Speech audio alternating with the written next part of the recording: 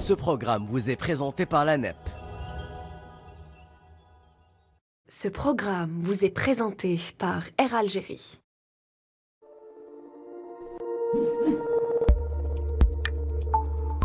Ce programme vous est présenté par Madar Holding. Le Nomad Fashion, partenaire styliste du programme.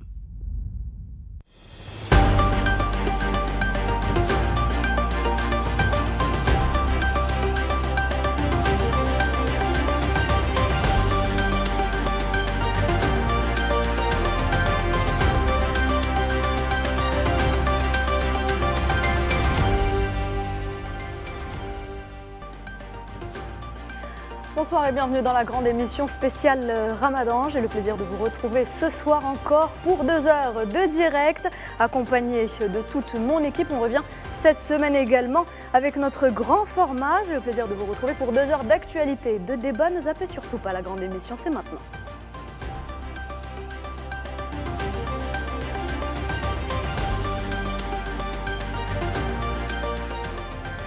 Ce soir, l'équipe habituelle m'accompagne. Nariman Zekar est à nos côtés. Bonsoir Nariman. Bonsoir Nouhat. Sahaf Tarek.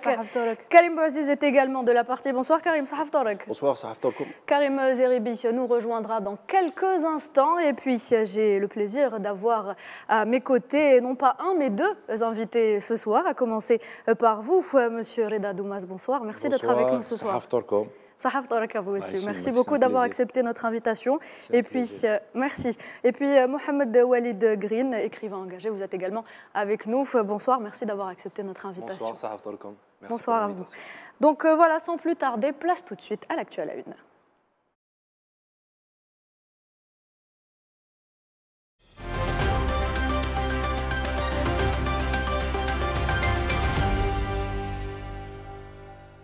L'actu à la une, c'est avec vous, Karim Bouaziz. L'actualité de cette semaine a été marquée par plusieurs événements. On commence avec Gaza, toujours sous les bombes.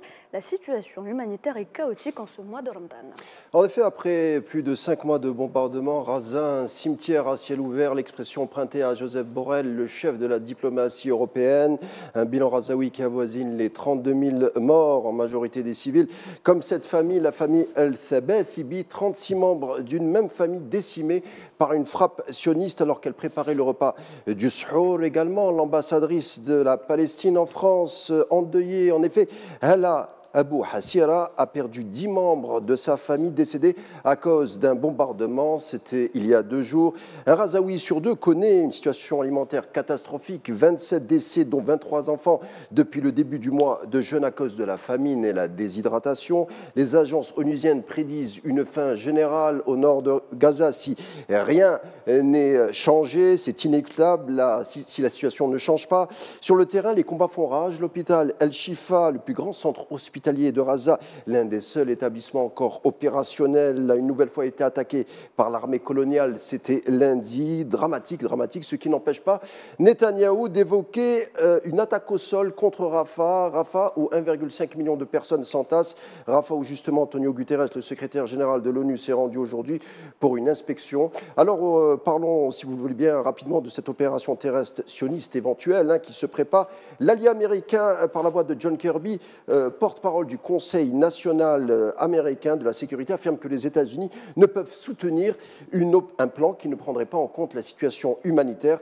Prendre en compte un plan qui ne soutiendrait pas la situation humanitaire. Nous sommes à 32 000 morts, 18 000 enfants. Netanyahou a depuis 5 mois tranché cette question largement. Il n'en a cure de la situation humanitaire, mon cher John Kirby. Surtout que les bombardements se font avec vos bombes, les bombes américaines, sauf qu'aux États-Unis, voyez-vous, nous entamons la campagne présidentielle. Joe Biden craint que sa candidature soit une victime collatérale de cette Nakba.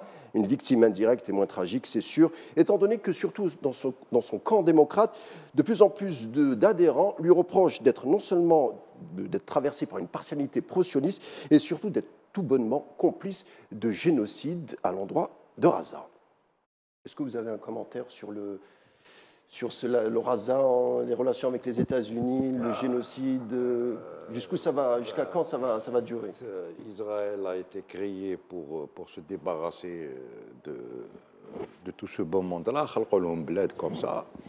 Mais quand on voit que le monde aujourd'hui, que le monde est et drivé et géré par un Kakoshim comme le président américain, qu'est-ce qu'on peut attendre de ça? Gaza est en train de vivre une razzia. Une razzia. Maintenant, ils veulent la terre, ils veulent l'endroit, ils veulent faire errer les Palestiniens, parce que Houma, dans leur subconscient, ils ont tellement peur de l'errance qu'ils voudraient voir le monde entier errer. Hein? Il y a une célèbre chanson de Moustaki, il dit avec ma gueule de métèque, de juifs errants et de pâtres grecs. Le juif, l'errance depuis Moïse, c'est une sentence divine que la Bible et la Torah et le Coran reconnaissent. Mais ils le savent. Ils ont tellement peur de l'errance qu'ils voudraient plonger le monde entier dans l'errance. Mais ce n'est pas normal que le monde se taise comme ça, parce que c'est quoi? C'est le poids de la finance, c'est le poids je sais pas, avec quelle morale, avec quelle moralité ces gens-là se réunissent pour décider de ce qui va se passer. C'est vraiment bizarre, c'est bizarre. Très bien, avant de passer à la deuxième actualité, j'aimerais avoir un petit peu votre avis, monsieur Mohamed Walid Green, sur la situation à Gaza.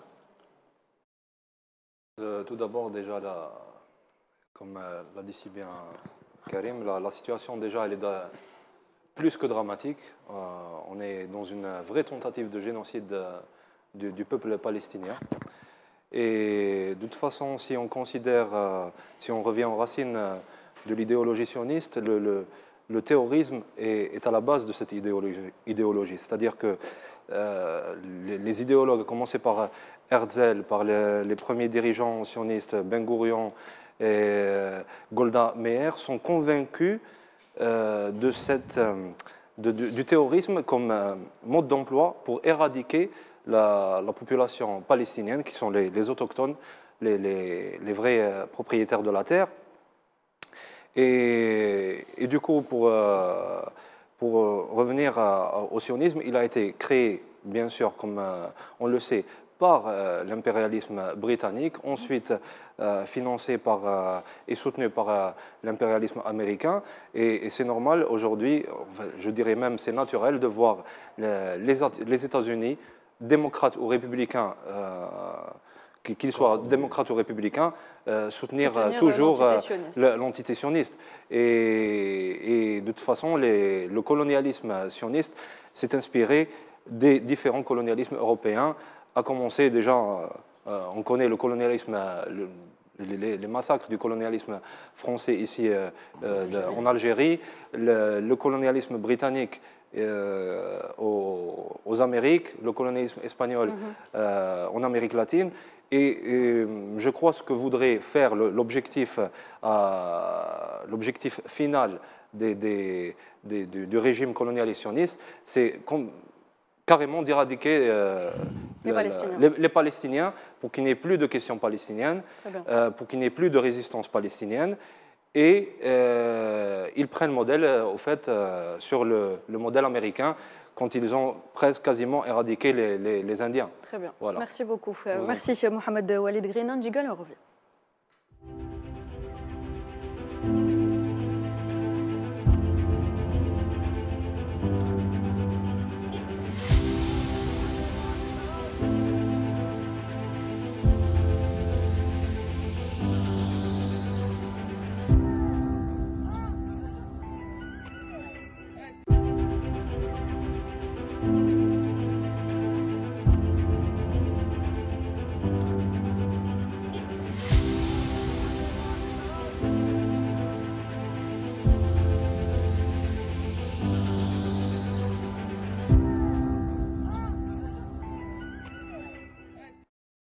Et Karim Zeribi nous a rejoint pour la suite de l'émission. Bonsoir Karim Zeribi. Merci d'être avec nous ce soir. Karim Bouaziz, on passe à la deuxième actu. Il semble y avoir de l'eau dans le gaz entre Washington et l'entité sioniste. Alors d'aucuns insistent que seul Washington peut stopper l'effusion de sang à Gaza, sauf que les Américains, on vient de le voir, en seraient bien incapables. Les États-Unis, depuis les années 50, ont toujours eu des moyens de pression considérables à l'endroit de l'entité sioniste. Il y en a un qui en sait quelque chose, c'est bien Netanyahou. En 1999, il avait perdu le pouvoir parce que ses électeurs lui avaient reproché d'avoir terni les relations avec l'administration Clinton. N'empêche qu'un quart de siècle plus tard, ce même Netanyahou tient tête à Joe Biden avec opiniâtreté, tout comme Benny Gantz d'ailleurs. Alors, qu'est-ce qui a changé? La différence est qu'une grande partie des électeurs de Netanyahou lui sont reconnaissants aujourd'hui concernant la Nakba, c'est-à-dire le massacre de Palestiniens. Joe Biden, au sein de l'entité sioniste, il faut le savoir, est accusé d'être trop ouvert au dialogue avec les Palestiniens. Et du côté de Washington, on ne s'en cache plus, le président américain parle d'emblée de l'après-Netanyahou. Il n'est pas le seul. Le chef du parti de la majorité démocrate au Sénat, Chuck Schumer, décrit cette semaine Netanyahou comme un obstacle à la paix, étonnant pour un sénateur qui était présenté encore il y a peu comme étant pro-sioniste. Alors ce changement de ton de Washington est synonyme de soulagement pour les États européens, dont la plupart plaident pour un État palestinien. Mais attention, c'est aller vite en besogne. Les sionistes, dans un sondage donné par Haaretz, le journal de gauche, veulent la poursuite des bombardements et surtout 71% seraient hostiles à un État palestinien, même démilitarisé. 44% des sionistes souhaitent le retour de Donald Trump au bureau ovale. Du coup, la tactique de Netanyahou s'esquisse, s'accrocher au pouvoir en misant sur un changement en novembre prochain, quitte à décimer jusqu'au dernier Palestinien, Karim Zeribi. On a un contexte qui est très difficile parce qu'on a un Netanyahou qui joue sa survie. Donc, à travers la situation, si Netanyahou aujourd'hui n'est plus au pouvoir, il est en prison demain. L'équation, elle est très claire. Donc, il s'accroche au pouvoir coûte que coûte. Il s'accroche au pouvoir avec cette idéologie fascisante, donc, qui est celle de son gouvernement, d'ailleurs, avec des déclarations multiples de ses ministres qui sont totalement inhumaines. C'est cette vision messianique du grand Israël, de cette éradication du peuple palestinien, cette colonisation toujours et encore, cette expropriation. Et on connaît, je veux dire, l'idéologie de ce gouvernement. Les Américains, dans ce contexte, sont très hypocrites. Mais en même temps, ils ont en face d'eux un Netanyahou incontrôlable, qui ne lâchera pas le pouvoir. Et quand je dis qu'ils sont hypocrites, c'est qu'on ne peut pas appeler un cessez-le-feu d'un côté et livrer des armes de l'autre. Il me semble qu'il y a quand même un vrai sujet là. Et quand on propose une résolution au Conseil de sécurité, on dit libération des otages, on dit pas de poursuite pour de crimes de guerre pour les soldats israéliens, mais on dit peut-être cessez-le-feu potentiel. Ce n'est pas un cessez-le-feu ferme et définitif. Donc cette posture-là, ça n'est pas une posture digne dans le contexte. Donc on a une élection américaine aussi qui rentre en ligne de compte, mais je considère moi que Joe Biden notamment joue une très mauvaise carte. En soutenant, puis en soutenant pas, en n'étant pas très clair. Tous les sondages aux États-Unis démontrent que les Américains aujourd'hui sont pour un cessez-le-feu. Donc, décembre 2023, il y avait un sondage, 61% des Américains. Février 2024, il y a un autre sondage. Donc, les Américains, toutes, je dirais, sensibilités politiques confondues, origine, génération, sont pour un cessez-le-feu. Et quand on va sur les 18-34 ans aux États-Unis, c'est quasiment 70% qui sont pour un cessez-le-feu. Ça veut dire qu'on a une Amérique qui est beaucoup plus pacifiste que son administration et sa classe politique. Et je considère que c'est une erreur de ne pas pousser Netanyahou dans ses retranchements, de ne pas lui imposer ce cessez-le-feu, de ne pas même lui imposer, je dirais, une démission de ce gouvernement pour repartir éventuellement sur une nouvelle donne politique. Tant que Netanyahou et son gouvernement sont là, rien ne changera. On sera toujours dans cette posture guerrière, de cette posture d'éradication du peuple palestinien qui n'est véritablement pas une posture de sortie. Reda Doumaz, est-ce que vous pensez que Joe Biden risque sa place à la Maison-Blanche justement pour ses positions, pour son appui à Benjamin Netanyahou? Bien sûr, et d'autant plus que l'outrecuidance de Netanyahou va jusqu'à dire, lui et ses ministres, qu'Israël n'est pas un protectorat américain. Et là, le monde entier se pose la question. C'est pas... Donc Biden c'est pas notre problème que Biden reste ou parte ou qu'il vienne un autre. Notre problème est là. Notre problème, c'est on a le feu. Comme on dit, on a le feu entre les mains. Mais jusqu'où ira-t-il ce Biden contre les USA? Enfin, parce que c'est très simple. À l'eau, il fait reculer ces deux porte-avions Renault, c'est bon, il y aura beaucoup de choses de changer. Mais ils ne veulent pas, ou là, ils ne peuvent pas, ou là. Anna, pour moi, ça dépasse l'entendement humain. Et je me demande, un type comme Biden, demain, qu'est-ce qu'il va dire? Ou là, ses arrière-petits-fils, qu'est-ce qu'ils vont lire de lui? Bon, c'est des gens peut-être qui s'en foutent, ils n'ont pas de moralité, ils n'ont pas de ceci. Certainement. Mais à son âge, il y a Chimalardo. Il a un droit. Mohamed Walid Green, est-ce que vous y croyez à cette dissension entre Washington et l'entité sioniste? Ou est-ce que, selon vous, c'est peut-être de la poudre aux yeux seulement? Pour moi, c'est juste de la poudre aux yeux. C'est une dissension formelle, mais dans le fond, ils sont complices parce que le gouvernement des États-Unis arme toujours l'entité sioniste et il impose son veto au Conseil de l'ONU. À chaque fois, il bloque les résolutions pour un cessez-le-feu. Donc, voilà, je ne crois pas à une dissension à une vraie dissension entre les deux gouvernements. Oui, non, on a eu un droit de veto qui a été effectif du côté des États-Unis sur chaque résolution qui était posée jusqu'à présent. Là, il y a une résolution qui n'est pas à la hauteur de la part des États-Unis, donc il y a un droit de veto de la Chine et de la Russie, donc, avec une voix forte de l'Algérie, et pour cause. Je pense que cette voix, il fallait effectivement la faire entendre. Il y a une fenêtre là, je le dis en tant que Français, pour que la France prenne une initiative, en tant que membre du Conseil de sécurité et qui dispose ici du droit de veto. Donc il faut que la France prenne une initiative.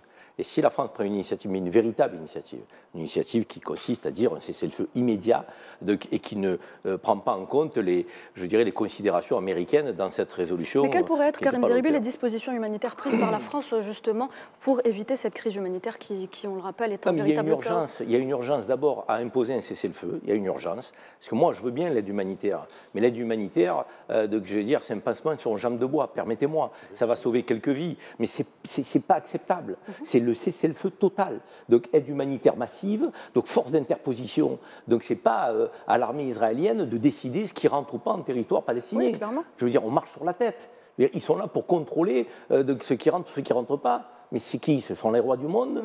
Ils vont décider de tout. Au-delà du droit international, il faut une forte interposition internationale. Et il faut derrière ouvrir les négociations sur un État palestinien immédiatement, avec une libération des prisonniers palestiniens qui sont aussi, pour certains d'entre eux, des otages. Parce qu'il y a des détentions qui sont administratives. Ils ne sont même pas passés par la case justice. Je veux dire, et on a à l'intérieur de ces prisons des gens qui peuvent être des leaders de la cause palestinienne sur le plan politique. Donc il faut aller vers cette perspective-là. La France doit faire entendre sa voix. Elle n'a pas été à la hauteur jusqu'à présent. Parce qu'on est parti d'un soutien conditionnel à Israël à, un nini, un jour on demande un cessez-le-feu, le lendemain on considère que la riposte est légitime. C'est insupportable. Il faut retrouver cette voix française, qui était la voix du général de Gaulle, qui a été la voix de Jacques Chirac. On est clair. À un moment donné, deux États, il faut qu'il y ait un État palestinien. C'est une urgence. Là, il y a la famine, il y a la misère, il y a toujours les bombardements, il y a des meurtres, il y a de la déportation. Enfin, jusqu'à quand ça va durer? Il y a Netanyahou qui lance un message clair au monde en disant que personne ne nous imposera une ligne rouge, pas même Washington. Bien sûr. Peu importe vos larmes, peu importe le droit international, personne ne nous imposera quoi que ce soit, et c'est son message. Personne ne m'arrêtera. Mais c'est que finalement, il sait que rien ne va lui arriver tant qu'il a les États-Unis derrière lui. Mais parce que les mesures qui sont prises à son encontre ne sont pas à la hauteur. Là, tout à l'heure, a été mentionné effectivement de tout ce qui était du domaine de l'armement et qui persistait à être aux côtés d'Israël. Demain, on peut décréter un embargo économique. Mais pourquoi on le fait pour Poutine et pourquoi on ne le ferait pas pour Netanyahou? Moi, je ne comprends pas. Poutine, on voulu l'asphyxier de tous les côtés. On a décrété que l'intervention en Ukraine était pas légitime. Certes, bien sûr, on ne rentre pas, on n'envahit pas un pays comme ça. Que je sache que fait Israël. Que fait Israël? Ils font pire, puisqu'ils sont en train de détruire et d'éradiquer le peuple palestinien. Donc pourquoi on ne prend pas des mesures draconiennes, drastiques, immédiates, embargo économique, suppression de l'armement aujourd'hui qui est livré, et on isole Israël. Et si on isole Israël, les Israéliens se retourneront contre Netanyahou. Parce qu'en plus, et j'en termine par là, excusez-moi, les otages, il n'en a que faire des otages. Il n'en a que faire des otages. Si vraiment il tenait aux otages, il y aurait eu un cessez-le-feu, il y aurait eu une négociation, les otages seraient rentrés à la maison, donc les Palestiniens auraient un peu d'oxygène, et on repartirait sur d'autres négociations. Il s'en fout, Netanyahou. Est-ce que vous pensez qu'on peut rendre aujourd'hui exécutoire le verdict de la CIJ, ou est-ce que c'est peine perdue? Mais le droit ne permet pas de le rendre exécutoire. Vous savez comment ça se passe, la CIJ, donc la Cour internationale de justice s'est prononcée, les conditions du génocide sont réunies. Après, c'est des discussions, des relations d'État à État. Donc, encore une fois, tant qu'on laissera Netanyahou avec une marge de manœuvre aussi importante, et tant qu'on l'alimentera en back-office, parce que c'est ça le sujet, on l'alimente en back-office, on l'alimente en armes, que le business en Israël continue de tourner, pourquoi il démissionnerait? Je veux dire, on n'est que sur des injonctions verbales, on est sur des postures. Il faut dépasser le cadre de la posture et aller au fond, faire de la politique par des actes au sens noble du terme. Enfin, où est l'humain dans tout ça? On nous bassine en Occident de droits de l'homme en permanence. Et les droits de l'homme en Palestine, ça n'existe pas? Un enfant palestinien ne vaut pas un enfant du monde occidental. Enfin, je veux dire, il faut qu'on arrête. C'est une mascarade, une très mauvaise mascarade. Alors que Macron est prêt à envoyer des soldats en Ukraine. Mais évidemment, c'est ce 2 poids, 4 mesures. On n'est plus sur 2 poids, 2 mesures, on est sur 2 poids, 4 mesures. Donc on dépasse toutes les limites possibles. C'est pour ça que je dis que nous, Français, je vous le dis, j'en parle avec énormément de Français, de toute obédience politique, on n'est pas très fiers de la position de la France, parce qu'elle est inaudible, elle n'est pas claire cette position. Alors que, quelles que soient nos sensibilités, nos origines, nos religions, à un moment donné, quand on est un peu sensible à l'humain, on se dit qu'il faut arrêter ce massacre. C'est pas possible. Mohamed Walid Green, avec les élections aux États-Unis qui arrivent, à quoi peut-on s'attendre justement comme résultat sur fond donc de génocide à Gaza?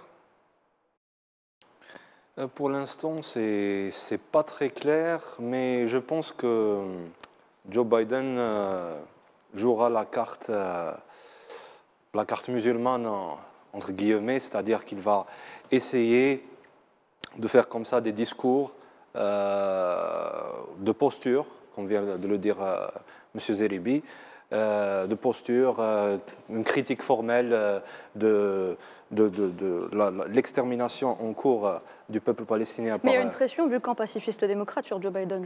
Justement. Et aussi, Joe Biden, comme je le dis, essaiera de gagner les voix des immigrés musulmans aux États-Unis ou bien des Américains musulmans qui sont très sensibles à la cause palestinienne. Donc, d'après moi, il ne fera, c'est-à-dire à moyen et à court terme, que des discours, que de bonne foi. Et vous pensez qu'entre lui et Donald Trump, c'est lui qui passerait notamment vis-à-vis de ses positions par rapport à l'entité sioniste? Vis-à-vis de l'entité sioniste, je ne vois pas de différence entre les deux. Entre les deux. Sincèrement, non. C'est clair, il n'y a pas de différence aujourd'hui. Après, ce n'est pas parce que Trump remporte la primaire qu'il va remporter le suffrage. C'est très compliqué ce qui se passe aux États-Unis aujourd'hui, parce qu'il y a quand même un camp des républicains qui est aussi divisé sur la candidature de Trump. Donc, ce n'est pas gagné. Mais franchement, vous vous rendez compte qu'on parle quasiment à la première puissance mondiale. On a quelqu'un qui est totalement sénile, qui ne sait même pas prendre une position, qui est plus lucide. Et on a je pense que si on y faisait un examen psychiatrique, un malade mental. Donc, vous vous rendez compte quand même? Comment voulez-vous que le monde tourne rond? C'est un vrai sujet quand même. Donc, on ne peut pas aujourd'hui compter sur les États-Unis pour avoir une posture de justice, une posture exemplaire, une posture de référence. Et je trouve que le peuple américain, finalement, est plus mature que ses dirigeants.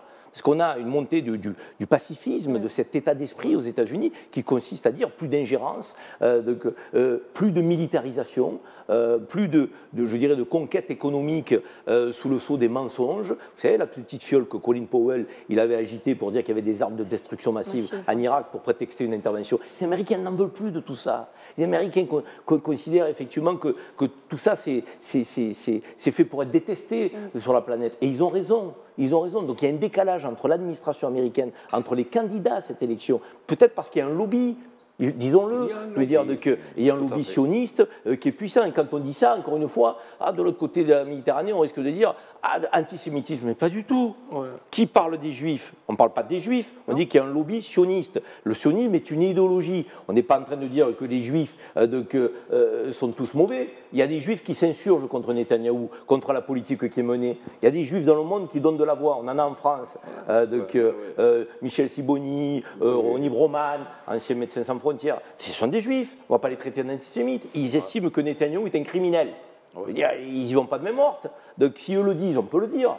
Donc la réalité, elle est là. Mais moi, je crois malheureusement et dramatiquement qu'on n'a pas grand-chose à entendre du côté des États-Unis. Et toute la philosophie du sionisme, elle est basée sur cette confusion de l'antisémitisme. Qui est sémite, qui ne l'est pas? Moi, je suis sémite. Oui. Ouais. Très bien, messieurs. Très bien. Alors, vu qu'on a parlé d'élections donc aux États-Unis, il y a une autre information à retenir également. Elle nous concerne, nous Algériens. C'est l'organisation des élections présidentielles anticipées fixées au 7 septembre, soit 3 mois avant la date initialement prévue. L'annonce a été faite par le président de la République, Abdelmadjid Tebboune. C'était ce jeudi. Plus de détails dans ce sujet, signé Leïla Gartal. Suite à l'annonce du président de la République Abdelmadjid Tebboune, la date des élections présidentielles est avancée au 7 septembre 2024. Une annonce qui a pris de court plus d'un, dans un timing en réalité calculé. Inattendue dans la forme, la décision du président de la République est dans le fond cohérente et mûrement réfléchie. La pierre angulaire de l'annonce de ces élections anticipées n'est autre que le retour à la normalité. Après la crise traversée durant les années 2019, caractérisée par une série d'événements politiques exceptionnels, l'annonce du président n'est dans ce sens que l'officialisation d'une sortie de crise. Les mots d'ordre sont désormais une stabilité reconquise, équilibre des institutions retrouvées, recalibrage de l'agenda électoral, donnant lieu à un recalibrage effectivement de l'agenda électoral et un retour à la quiétude constitutionnelle et institutionnelle. En somme, des étapes jugées nécessaires à l'édifice de l'État, quitte à écourter le mandat présidentiel. En second lieu, l'autre option reste l'éternel retour à la souveraineté du peuple, par le peuple et pour le peuple, un véritable signe de confiance de la part du président. Loin de toute élucubration et interprétation politique hasardeuse, le président reste le seul maître de ses décisions. Fidèle à lui-même, le président Abdelmadjid Tebboune a choisi d'être direct et sans intermédiaire en s'adressant à son peuple. Le troisième enseignement est sans doute le calcul géopolitique, le dernier, sommet du gaz, la gestion du conflit, les mutations géostratégiques et sécuritaires ont contribué à la maturation de cette réflexion face aux défis internationaux. Enfin, dernier enseignement, l'Algérie a un président qui est au fait de la tâche qui lui est assignée et qui est à la hauteur des défis auxquels il fait face, ceux de l'Algérie du renouveau. Karim Zeribi, votre analyse quant à cette annonce, c'est un retour à la normalité? Écoutez, moi, en tant qu'observateur politique, ancien parlementaire européen, je ne fais plus de politique aujourd'hui, mais j'observe la vie politique avec toujours autant de passion. Je considère qu'il y a un double défi qui se présente aujourd'hui et c'est peut-être ce qui explique cette élection anticipée. D'abord, on a un défi sur le plan intérieur en Algérie, avec la volonté du président Tebboune d'engager des réformes sur le plan économique. Diversification de l'économie, production algérienne, capacité de l'Algérie à rayonner donc sur le plan économique, à la fois au service des Algériens, mais aussi dans une relation sud-sud, donc avec le continent africain qui mérite d'avoir donc des poids lourds sur le plan économique, et l'Algérie en est un. Donc je pense que les réformes qui ont été engagées, et d'autres qui doivent l'être, méritent effectivement qu'on ne perde plus de temps. Et je crois qu'il y a quand même une course contre la montre à ce niveau-là, et au plus vite l'élection arrivera, au plus vite l'Algérie pourra poursuivre ce train de réforme. Et puis, il y a une réalité en matière de défis sur le plan géopolitique. L'Algérie est une puissance méditerranéenne, est une puissance arabe et une puissance africaine. Donc cette triple position sur le plan géopolitique oblige, là aussi, à ce qu'il y ait des décisions urgentes, parfois graves, qui soient prises dans un contexte qui est mouvant, avec une reconfiguration des rapports de force. Et une élection, on le sait, une année électorale, c'est toujours une année qui fige un peu les choses, qui ne permet pas de prendre de grandes décisions. Or, l'heure est venue de pouvoir en prendre. Le temps n'attend pas. Et la réalité, c'est que peut-être que l'Algérie, dans quelques mois, devra donner de la voix. Elle le fait déjà au Conseil de sécurité, mais elle devra aussi se positionner clairement vis-à-vis de son environnement géopolitique. Si l'élection a lieu plus tôt, ça permettra effectivement à l'Algérie de ne pas être pris de court dans le timing parfois qui s'impose sur le plan géopolitique. Donc ce double défi, à la fois poursuivre en train de réforme, aller de l'avant avec le projet de l'Algérie nouvelle du président, donc parce qu'il faut diversifier l'économie, parce qu'il faut produire algérien, parce qu'il faut créer de l'emploi au service de cette jeunesse qui est formée et qui veut trouver sa place dans la société, et puis de l'autre côté, assurer une voix algérienne sur la scène internationale, donc qui a déjà été engagée au cours du dernier mandat et qui doit se poursuivre au cours du prochain. Force est de constater que sur les 5 dernières années, le président a pu véritablement donc assurer son programme que durant 2 années. N'oublions pas qu'il y a eu la crise de la Covid, qui a verrouillé les frontières à l'échelle internationale. Il se passait quasiment plus rien et le président était malade durant 8 mois à peu près. Donc, si vous enlevez cette période et cette séquence, il y a eu 2 ans, je dirais plein et entier, d'action et d'initiative. Ce qui nécessite d'avoir, encore une fois, une forme de, je dirais, de prolongement le plus tôt possible. Et le plus tôt possible, ça s'appelle élection anticipée. Très bien. On rappelle encore une fois que l'Algérie tient donc à sa souveraineté nationale et à sa souveraineté populaire. Rendez-vous donc le 7 septembre. C'est la fin donc de cette actu à la une. Place tout de suite au débat.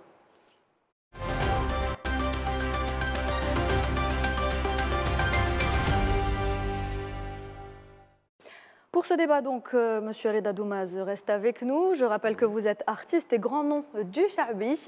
Et puis, Mohamed Walid Green, écrivain engagé, mais aussi professeur universitaire et traducteur. Vous êtes notamment l'auteur de ce livre, Ala Hafat Al-Rasif, aux éditions ANEP. Voilà, vous en avez d'autres, vous nous en parlerez un peu plus tard. Messieurs, l'objet de ce débat, donc, ce soir, c'est la prise de position des artistes dans la défense des causes justes, qu'ils soient algériens ou d'une autre nationalité. De nombreux artistes du monde du cinéma, de la musique ou même des écrivains, encore des journalistes, n'hésitent pas à utiliser leur notoriété pour soutenir telle ou telle cause.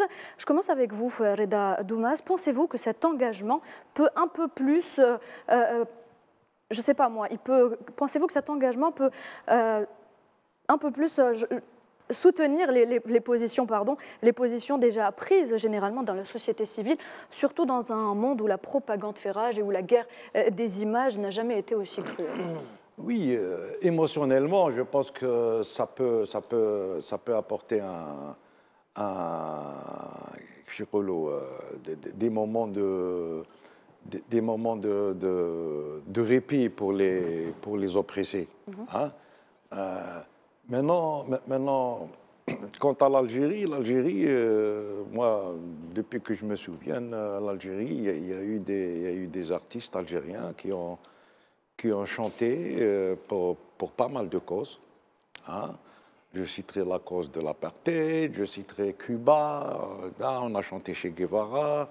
Myriam Makeba est venue chanter Ana Hurra fil Jazair, un texte écrit par Mustafa Toumi. Palestine dans le monde, par le monde arabe, moi je trouve qu'il y a 2 titres, qui marqueront l'histoire de ce gros problème humanitaire qui est la Palestine. C'est Yakout Souta Fayrouz. Elle a marqué les générations, elle va encore marquer d'autres générations. Et puis, en Algérie, on a eu Mohamed El Badji qui a écrit Tahia Palestine. Avec des... Donc, on n'est pas resté à Agdak, mais de par le monde, il y a beaucoup d'artistes qui s'engagent à travers des chansons, ou des peintures, ou des pièces de théâtre, pour marquer leur engagement, pour défendre des causes justes comme l'apartheid, comme les révolutions vietnamiennes, cubaines, sahraouis. Il y a beaucoup de gens qui versent dans ça. Maintenant, est-ce que ça peut avoir un impact sur les décisions politiques des uns et des autres? Peut-être que c'est possible, mais ça prend du temps. Ce n'est pas aussi rapide que Kemakal Sizrebi de prendre des décisions franches, nettes et en temps voulu. Très bien. Mohamed Walid Green, les intellectuels, on le sait, s'engagent depuis toujours dans la défense des causes justes. Je pense notamment à la guerre de libération nationale ou alors à la guerre du Vietnam, pour ne citer que celle-ci. Est-ce que vous pouvez nous citer des noms d'intellectuels qui se sont justement engagés pour ces causes justes? Déjà, on a François Fanon, grand intellectuel et psychiatre. Il y a Mohamed Boudia, algérien, un des fondateurs du Théâtre national algérien. Et il y a Bachir Hadj Ali, musicologue et aussi homme de culture. Et de toute façon, chez nous, en Algérie, on a toujours, c'est-à-dire depuis notre guerre de libération nationale, un engagement, on va dire, fusionnel entre l'artiste et la révolution, et la lutte de libération nationale.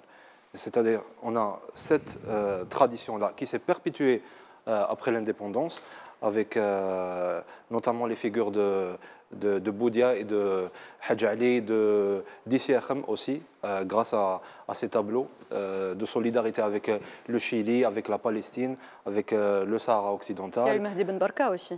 Oui, Mehdi Ben Barka au Maroc, qui a déjà été l'un des organisateurs du sommet tricontinental, premier sommet tricontinental de la Havane à Cuba.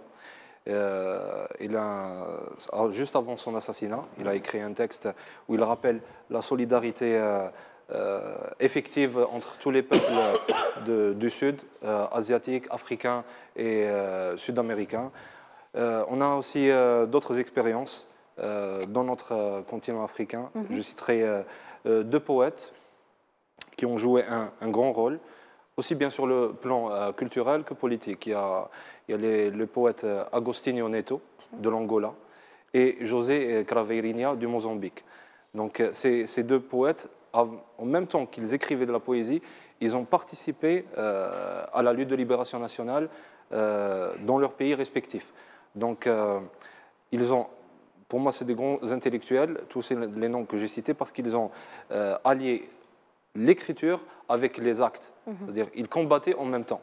Ils ne faisaient pas qu'écrire des textes. Des intellectuels organiques, donc. Voilà, des intellectuels organiques au sens gramscien du terme. Voilà. Comme Mohamed, qui a été tué justement par le Mossad. Donc on voit qu'entre la révolution algérienne et la Palestine, il y a toujours eu une convergence de solidarité, en fait. Tout à fait, tout à fait. Et on rappelle que Mehdi Ben Barka a été donc assassiné par le Marzanoui, Reda Doumaj. Juste deux petites informations comme ça, parce que les artistes ne s'impliquent pas juste pour des problèmes comme la Palestine ou l'Afrique du Sud. Ils s'engagent aussi par exemple, ils se sont engagés pour expliquer une campagne de sensibilité contre l'Ebola. Alors, pour parler à des gens qui sont illettrés, ils ont fait une chanson pour l'Ebola. Mais une date qui m'est très très précieuse, en Algérie, en 1934, le 6 août 1934, il s'est passé des...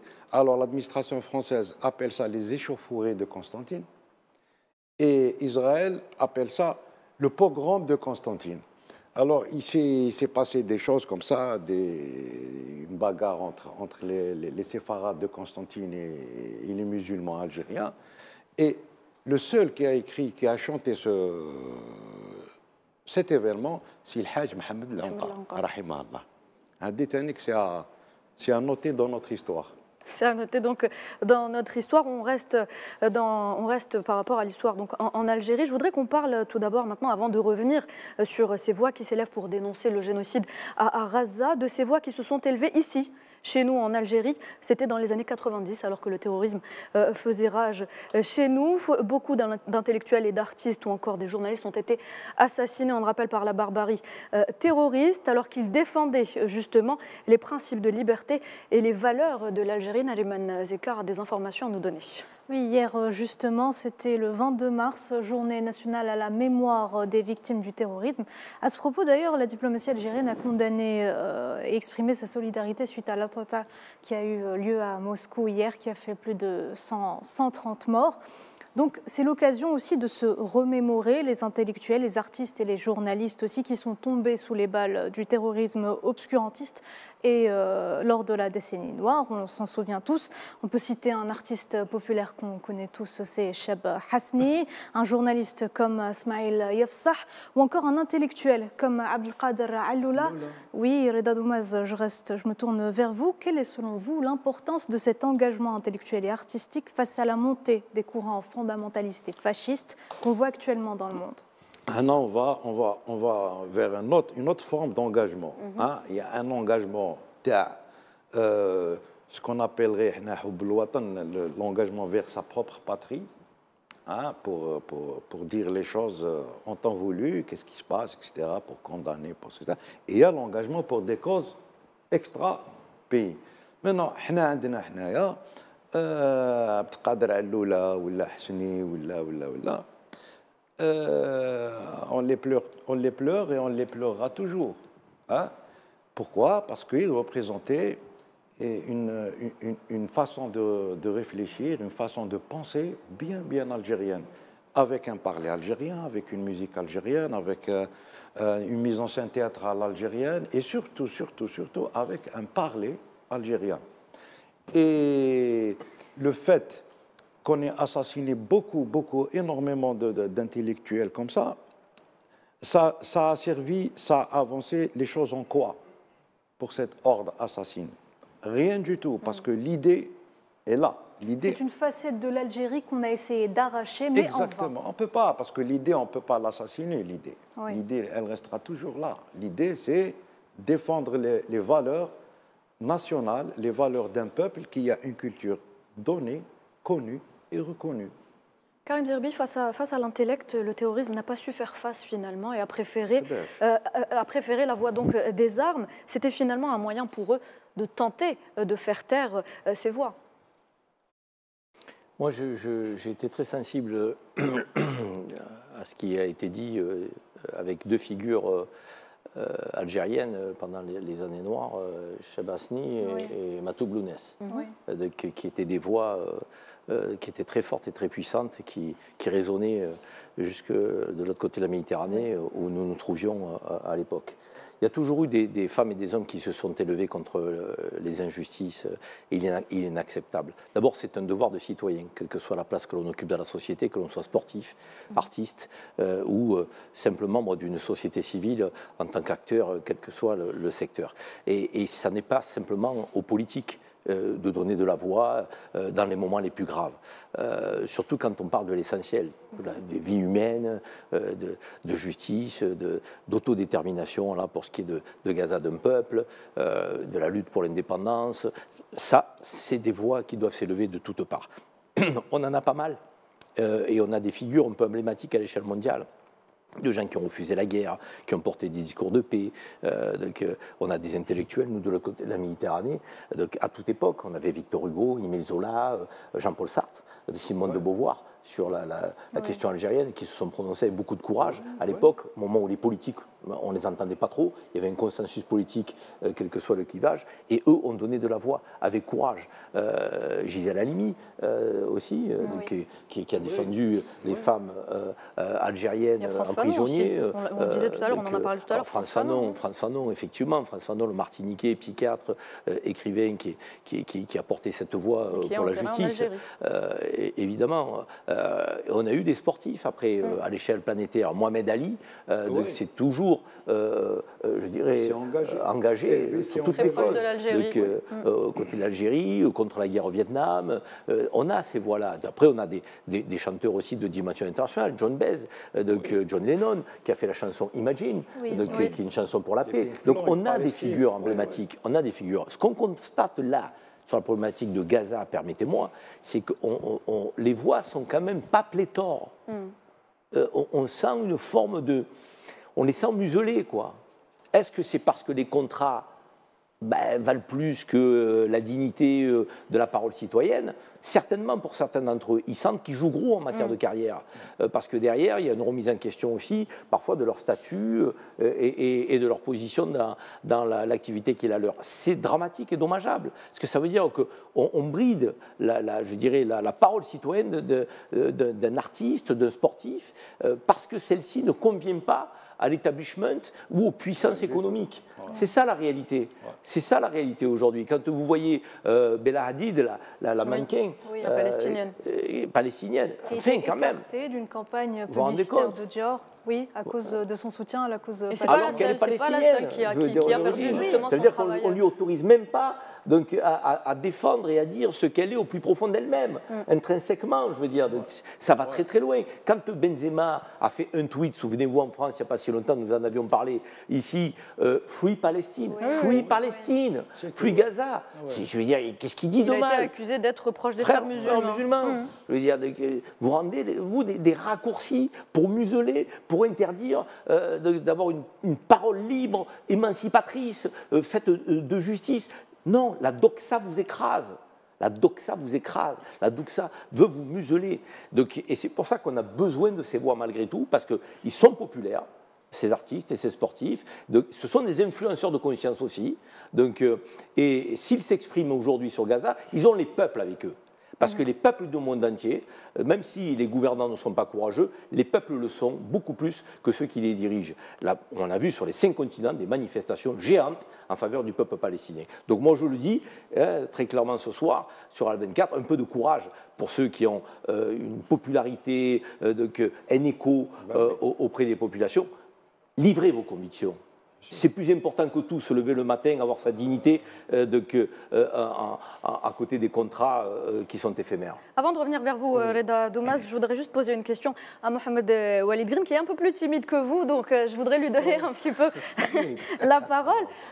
Mohamed Walid Green, est-ce que vous pensez que c'est le retour du grand mouvement anti-guerre aux États-Unis, justement, avec ces personnes, ces voix qui s'élèvent pour la cause palestinienne, pardon?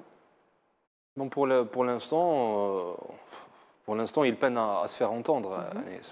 Sincèrement, je ne connais pas personnellement d'artistes ou bien d'artistes populaires, ou bien de chanteurs, ou bien de sportifs. On ne parle pas forcément d'artistes ou de personnalités connues. Moi, là, je vous parle de ces manifestations, de ces grandes manifestations qu'il y a eu au niveau des universités, dans les campus et tout. Il y a eu beaucoup de personnes qui se sont justement mobilisées pour la cause palestinienne, pour appeler à un cessez-le-feu. Bien sûr, si on parle du mouvement estudiantin des étudiants aux États-Unis et leur manifestation en faveur de la cause palestinienne, ça nous rappelle les grandes manifestations des étudiants américains en faveur de l'indépendance du Vietnam, et contre la guerre d'agression américaine sur le peuple vietnamien. Donc, elle peut, d'après moi, elle peut être une grande force de pression et de mobilisation contre le gouvernement des États-Unis pour qu'il arrête son soutien au régime colonialiste d'Israël. Reda Doumaz, je reviens vers vous. C'est juste pour rebondir sur ce que vous avez dit tout à l'heure. Pendant la décennie noire, on a tout tenté pour tuer l'idée. Justement, vous, la décennie noire, vous l'avez vécu, monsieur Reda Doumaz. Bien sûr, moi en 92... Qu'est-ce que vous en gardez? C'est sûrement une marque indélébile qui est en vous aujourd'hui. Bien sûr, moi en 92-93, j'ai écrit, j'ai chanté « Melotani, qu'arrive-t-il à mon pays ?» Quand on analyse le texte, là on verra ensuite les conséquences que ça a eu sur ma petite personne. Je ne me sens pas plus, je ne me suis pas senti plus important que tout le monde. J'étais visé comme tout le monde, c'est le peuple algérien. Eh bien, ça m'a coûté, par exemple, mon nom a été accroché sur certains murs de certaines mosquées, avec des attendus et tout. Donc, ça m'a valu le Kfeni Djibo et le Dar, etc. Ça ne nous a pas empêché de continuer à exercer. Mais ça ne m'a pas empêché, parce que c'est bon, on a l'amour de la patrie. Moi, je l'ai tété de chez ma mère. Je ne peux pas, on ne réfléchit pas à ce genre de choses. Donc, et alhamdoulilah, je suis encore là, et puis si c'était à refaire, je le referai. Karim Zeribi, qu'est-ce que vous pensez de ce que Reda Doumaz a vécu? Il n'est pas le seul, comme il le disait, il y en a qui ont eu moins de chance que lui. Oui, mais il y avait d'autant plus de mérite que c'était leur vie qui était en jeu, là, bien sûr, au quotidien. Voilà, c'est ça. Alors qu'aujourd'hui, le mutisme des artistes et grands sportifs de la planète sur, je dirais, l'horreur de Gaza, excusez-moi, mais ce n'est pas leur vie, c'est des contrats, donc c'est de l'argent, c'est du matériel. Donc là, c'était la vie qui était remise en jeu tous les jours. Et je trouve trouve que ça démontre aussi la résilience, le courage. Oui, quand ils sortaient le matin, ils ne savaient pas s'ils allaient rentrer le soir. Et c'est pour ça que le peuple algérien a su dépasser cette décision. Croyez-moi que c'était très difficile parce que moi, j'ai vécu et je vis toujours dans un endroit qu'on appelle le triangle de la mort, sans citer la... C'était très, très, très difficile. Mais bon, alhamdoulilah. Non, mais il n'y a que vous d'ailleurs qui pouvez parler de ces questions-là, même si on vous écoute et qu'on commente, on ne peut pas se rendre compte de ce que vous avez vécu. C'est pas possible. Très dur. C'est pas possible. Très dur. Mohamed Walid Green, je voulais juste, excusez-moi, parce que je voulais juste parler des objecteurs de conscience. Oui, bien sûr. Vous savez, donc c'est aussi de là que c'est parti, par la voix aussi de personnalités qui n'ont pas voulu s'engager dans une démarche militaire, que l'objection de conscience est née avec un grand mouvement de dimension internationale, des gens qui ont refusé de porter l'uniforme, d'aller se battre, parce qu'ils portaient un discours de paix, de non-violence, qui voulaient que les conflits se résolvent par la voie diplomatique, par la voie du dialogue. Et je trouve que là aussi, on a eu des grands sportifs et des grandes personnalités qui ont su aussi donner de la voix. Aujourd'hui, c'est toléré parce que l'objecteur de conscience existe et peut ne pas effectivement être engagé sous les drapeaux dans un certain nombre de pays. Et c'est normal parce qu'il faut respecter toutes les consciences, notamment les consciences les plus pacifistes. Mohamed, le combat palestinien était en train de prendre de l'espace. Par exemple, lors de la cérémonie des Oscars, on a vu cette fois des militants pro-palestiniens carrément vouloir envahir la salle. Inciter même certains réalisateurs, certains juifs, celui qui a, je crois, gagné l'Oscar du meilleur documentaire, à être obligés de dire il ne faut pas confondre les événements de la Deuxième Guerre mondiale avec ce qui se passe actuellement. Il faut s'en départir et justement les condamner tous les jours. Oui, tout à fait. On a même eu au César en France donc, un réalisateur juif qui a pris la parole publiquement en appelant au cessez-le-feu et en demandant à ce que l'horreur cesse à Gaza. Donc il y a des voix courageuses. Il y a eu aussi Karim Zeribi, la réalisatrice tunisienne. Elle s'appelle Kautar Ben Hania. Elle est auteure du bouleversant film Les filles d'Olfa. Elle a remporté le César du meilleur film documentaire. C'était en février dernier. Donc. Et elle disait lors de cette cérémonie, dire aujourd'hui arrêter de tuer des enfants devient une revendication radicale. Mohamed Walid Green, c'est tout de même hallucinant lorsque l'on sait que des criminels de guerre sont aujourd'hui parades, si on veut, en toute impunité, alors qu'elle, finalement, on l'accuse d'être carrément antisémite. Bien sûr, c'est comme l'écrivaine palestinienne Shelby, Chebli, si je ne me trompe pas, qui a été expulsée carrément de la foire du livre de Francfort, parce on lui a retiré aussi le prix, on allait lui décerner le prix du foire, et parce qu'elle est palestinienne justement, on lui a enlevé, mais durant cette foire, on a été témoin d'un acte courageux. Il y a eu l'Union des éditeurs égyptiens et l'Union des éditeurs arabes qui sont retirés du Salon international du livre de Francfort comme réponse à ce boycott et à ce musellement de la voie de la résistance palestinienne. Justement, c'est d'autant plus difficile parce que lorsqu'on est un artiste et qu'on a un peu de notoriété ou assez de notoriété, il ne fait pas bon d'apporter son soutien à la cause palestinienne, surtout dans certains pays, sous peine d'être censuré ou de se voir perdre son job tout court, que ce soit dans le monde de la peinture, de la musique, de la photo, du cinéma. Plusieurs d'entre eux ont été écartés des projets dans lesquels ils travaillaient. C'est le cas de l'actrice oscarisée Suzanne Sarandon, limogée en novembre dernier par l'agence artistique hollywoodienne United Talent Agency pour des propos qualifiés d'antisémites lors d'un rassemblement en soutien à la cause palestinienne à New York. Et elle n'est pas la seule. Melissa Barrera, star du film d'horreur Scream, a été écartée après avoir publié sur les réseaux sociaux des messages dénonçant le génocide perpétré par l'entité sioniste à Gaza. Encore une fois, c'est la carte de l'antisémitisme qui est jouée pour tenter de justifier ce licenciement. Karim Zeribi, vous en pensez quoi des personnes, des entreprises ou autres qui jouent sur cette carte de l'antisémitisme pour essayer de justifier des censures? Je trouve que c'est très dangereux parce que l'antisémitisme, ça n'est pas une opinion, c'est un délit. C'est grave, comme l'islamophobie, comme le racisme, tous les racismes. Je veux dire, donc, se mettre à accuser tout le monde d'antisémitisme. Et je trouve que de lancer cet anathème pour museler les gens qui défendent la cause palestinienne, ça remet en cause la lutte véritable et sincère contre l'antisémitisme. Qui, encore une fois, est quelque chose de sérieux et de grave. Je le dis parce que, moi, je répète sur le plateau français, je combats l'antisémitisme, je combats l'islamophobie, je combats les racismes, je suis et je défends la cause palestinienne. Et tout ça n'est pas antinomique. Et il va falloir qu'il l'accepte. Parce que ce n'est pas comme ça qu'on fermera le débat. Le débat restera ouvert. Tant qu'il y aura un souffle, donc la cause palestinienne existera. Et ça, il faut qu'ils le comprennent. Oui. Et ça n'est pas en enfermant les gens sur cette forme de, je dirais, de riposte assez simpliste qu'on va, et qui est absurde. Parce que d'abord, cette riposte n'est pas sincère et elle fait fi de toutes les approches relatives à la justice, relatives, encore une fois, à l'autodétermination des peuples, au droit à un État pour des femmes et des hommes, au fait qu'on doive, à un moment donné, faire cesser des massacres qui touchent des enfants et des femmes. Et quand, sur les plateaux français, on me disait il y a quelques mois, oui, mais ça, c'est les chiffres du ministère de la Santé du Hamas. Aujourd'hui, vous avez le Pentagone, vous avez les Nations Unies qui vous expliquent qu'on a des milliers de femmes, d'enfants qui sont morts, et on ne parle que des morts. On ne parle pas de ceux qui sont sous les décombres, de ceux qui sont amputés, de ceux qui sont opérés sans anesthésie, je veux dire de la famine, des épidémies.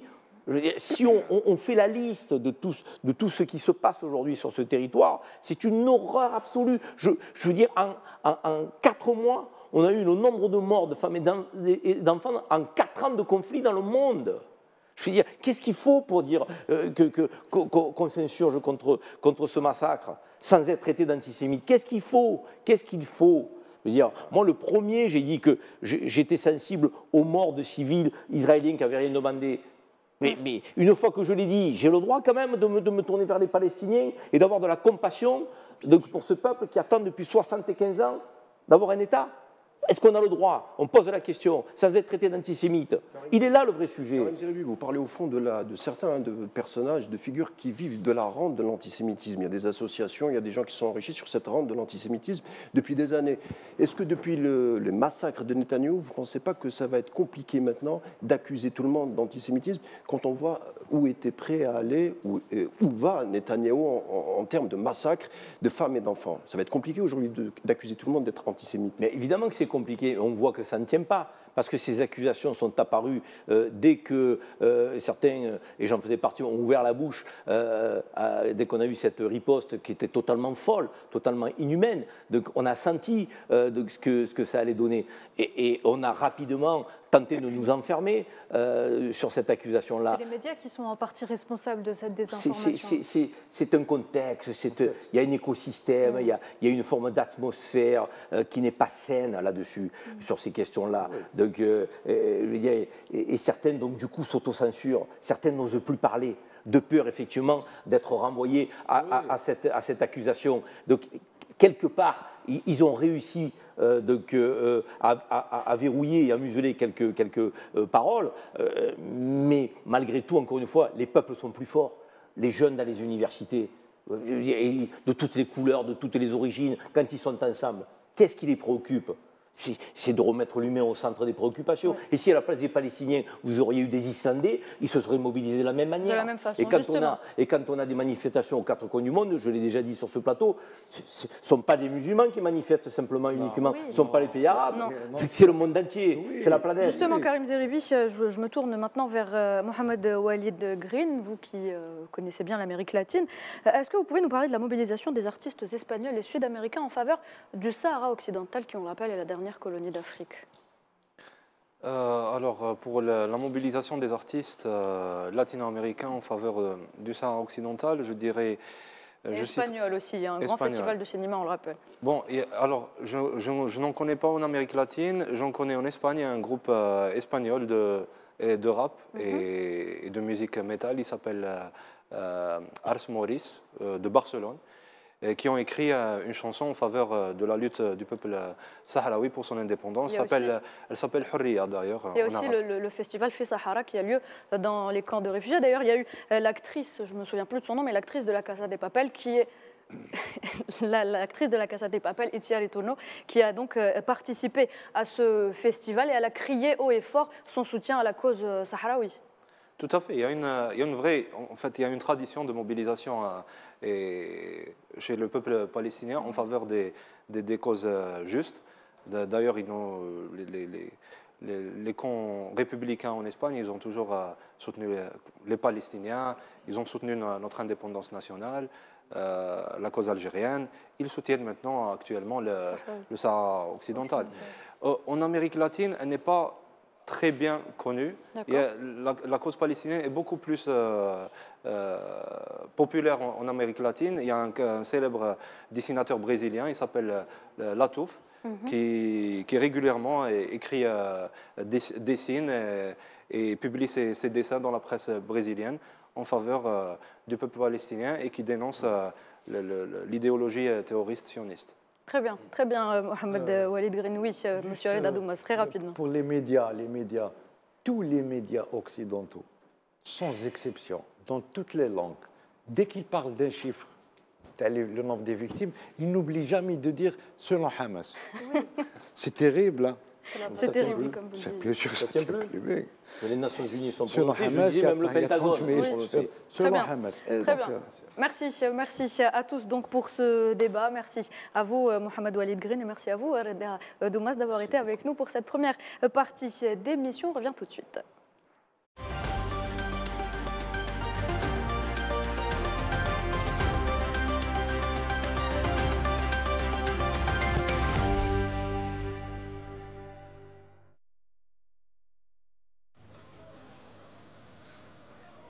السلام عليكم. سمعنا بلي تبع كرة اللبسة بزاف بارابور لي زودرين.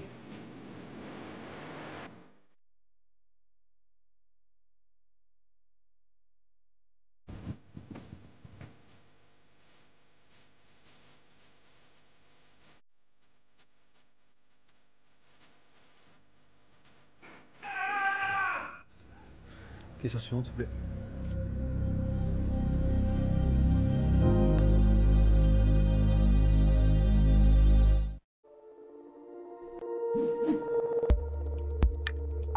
Matter Holding. Strategic Investments.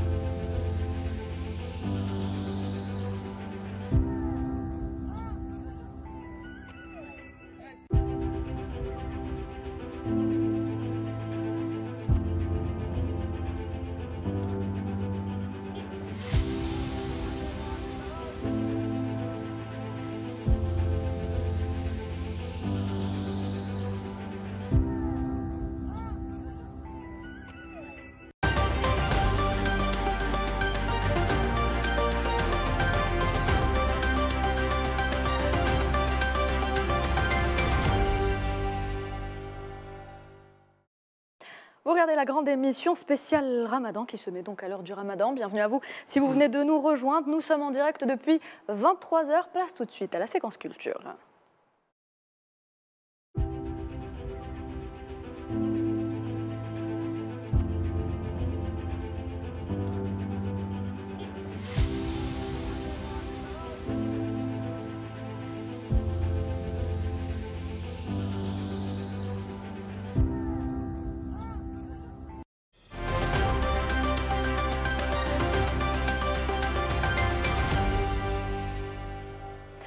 Pour cette partie, nous avons le plaisir de recevoir M. Jafar Gassem. Bonsoir. Bonsoir. Merci d'avoir accepté notre invitation.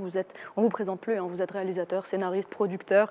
Vous avez plusieurs cordes à votre arc, donc merci d'avoir accepté notre invitation. Et puis notre journaliste Iman Merad nous a également rejoint pour cette partie autour de la table.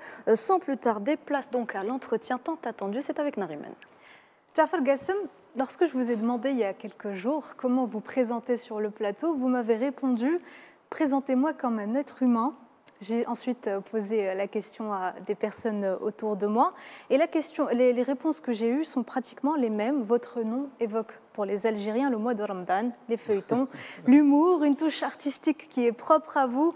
De Nesmlah City à Dar Lefchouch, vous nous avez bercé pendant tant d'années où nous nous retrouvions à table, en famille, à regarder vos productions.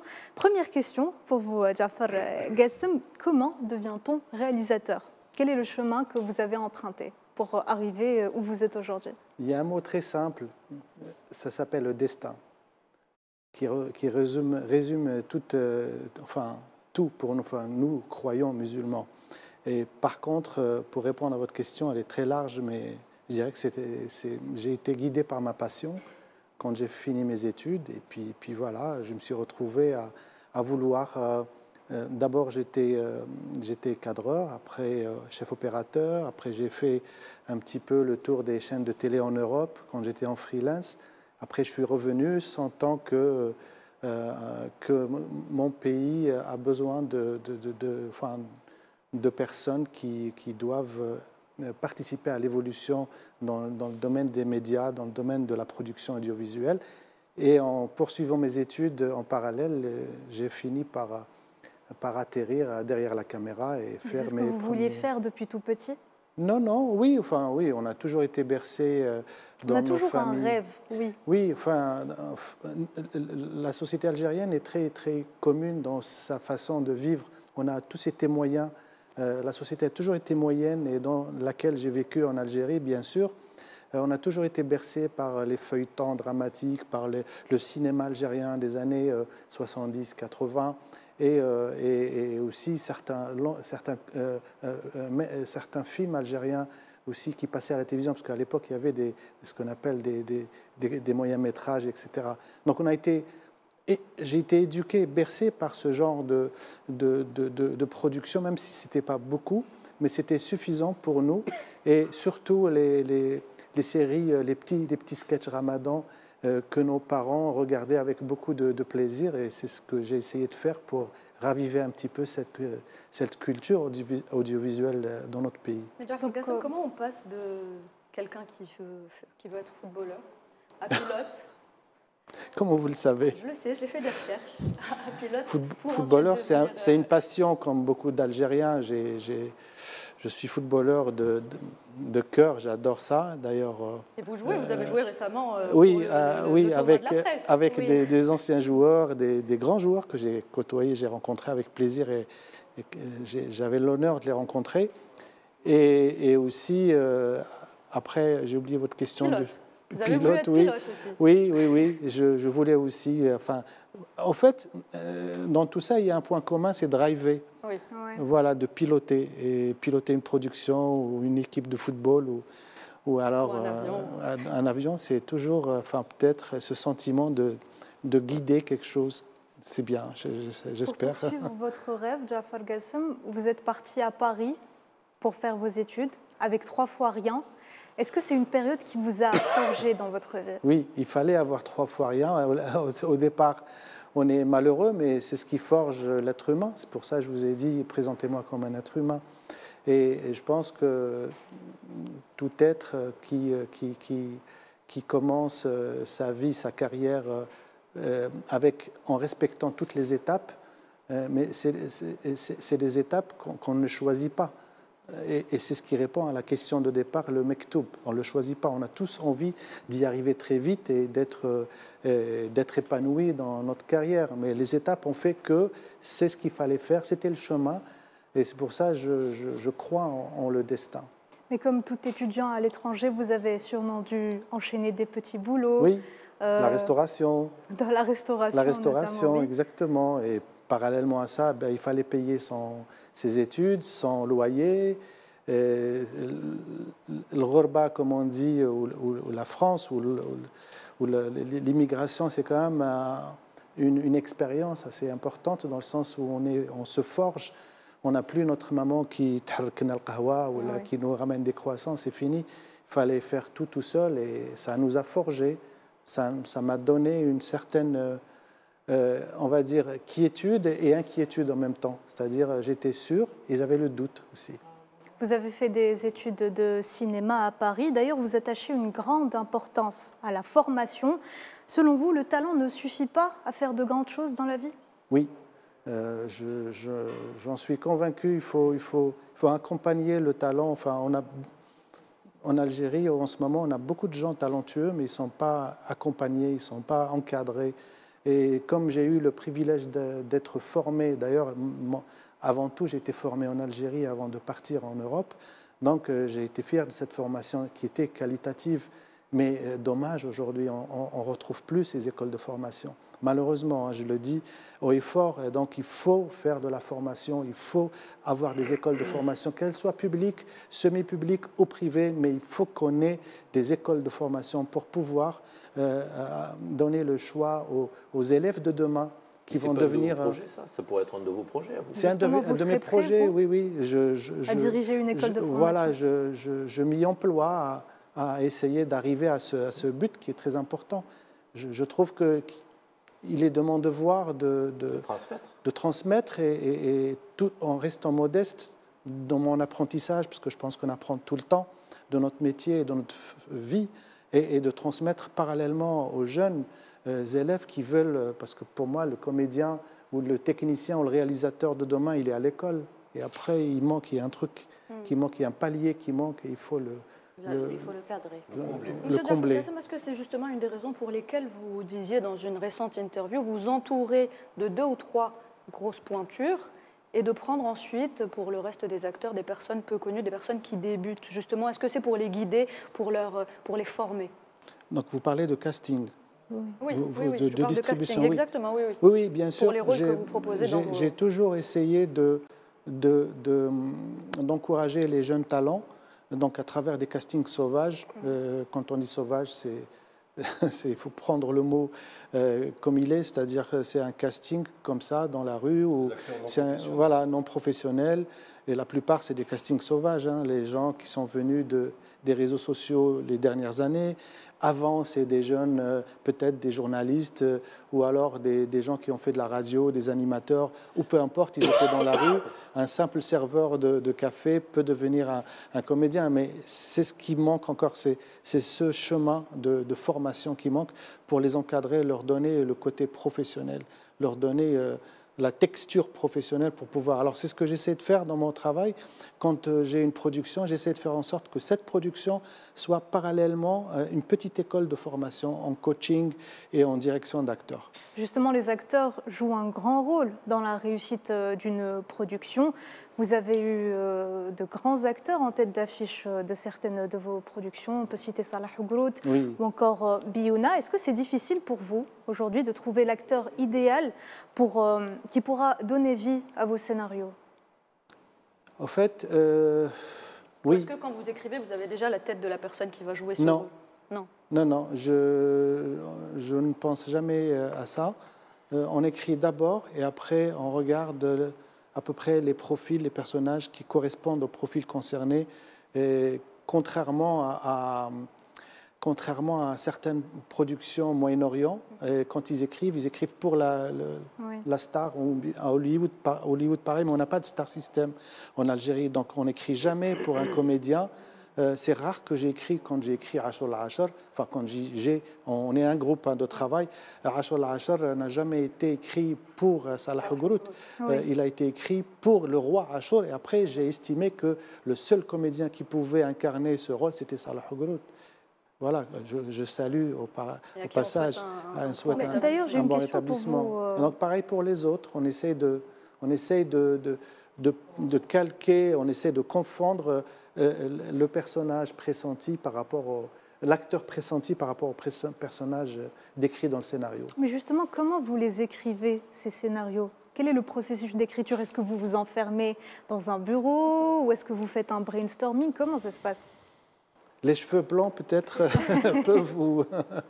Oui, en fait ça se passe en atelier. On choisit des individus qui sont préalablement pressentis et qui sont investis dans un projet d'écriture. Donc on essaye de les encourager. D'ailleurs, chaque production, j'ai un atelier d'écriture qui ne sont pas tous les mêmes. Ça dépend des productions.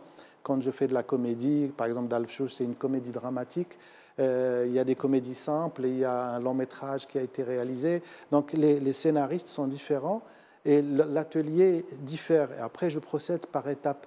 Atelier 1, atelier 2, c'est-à-dire atelier 1, on dresse l'idée générale, on commence à développer les histoires, ça dépend du thème, et après on commence à cerner le sujet avec un deuxième atelier pour avoir du souffle, un nouveau souffle, et après on passe au dialogue et à la finalisation. C'est-à-dire que l'écriture du scénario est pour moi le passage le plus difficile et le plus lent. Est-ce que les comédiens aussi mettent un peu leur grain de sel dans les dialogues? Est-ce qu'ils ont le droit aussi de rajouter des choses, d'enlever des choses? Oui, ça dépend. Moi, je laisse pas trop d'espace aux comédiens de dériver à gauche ou à droite, mais dès lors qu'ils comprennent le sens du rôle, ils me proposent des choses que j'accepte, et là, je suis ouvert à ce genre de propositions. Comme par exemple la dernière expérience de Dalfchouch qui est en train d'être diffusée. Une des comédiennes que je salue, Minal Shtar, qui a incarné le rôle de Douja, c'était ma première expérience. Donc au départ, c'était difficile qu'elle comprenne le personnage. Et après, avec des allers-retours, elle me propose des choses, je lui propose des choses. Et au fil du temps, elle est rentrée dans le personnage qu'on voulait nous-mêmes dans le film. Quand on voit vos productions, Jafar Gassem, on comprend directement que vous vous inspirez beaucoup de films connus ou alors de séries connues que vous remettez un peu à la sauce algérienne avec une touche d'humour qui pourrait résonner dans les oreilles des Algériens. Vous faites des parodies, en gros. Dans certains épisodes, on a vu dans Nesmler City, vous avez fait des parodies des Mille et Une Nuits, des parodies de feuilletons égyptiens. Exactement. Pourquoi ces parodies? Vous aimez les parodies, Jafar Gassem? Oui, au fait, les parodies, j'en fais plus. Ça fait une belle... Dalfchouch, c'est un peu une espèce de mix entre... Bridgerton. Oui, Bridgerton, The Crown, Bridgerton. Oui, mais ça reste une... Alors, parodier, c'est une chose, et s'inspirer, c'en est une autre. On est d'accord. Quand on parodie, on récupère les ingrédients du film ou de la série direct, et on la parodie en la menant en dérision. C'est ce qu'on appelle une parodie. Comme dans Nesmler City. Contrairement à Dalfchouch ou Ashur al-Ashar, c'est une création.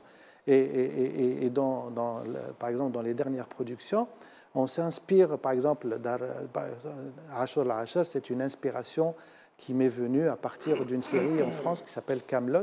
Oui. J'ai vu ça, j'ai aimé. Après, je me suis dit pourquoi pas faire une sorte de décalage de la société algérienne actuelle avec un environnement et une memlaka, un royaume d'époque. Et ça l'a fait. Et on a été encore plus loin dans la dimension de Ashur al-Ashar. Donc, je pense qu'il faut faire attention à ce que ça veut dire une parodie et s'inspirer d'une série. Pareil pour Dalfchouch. Dalfchouch, pour moi, c'est...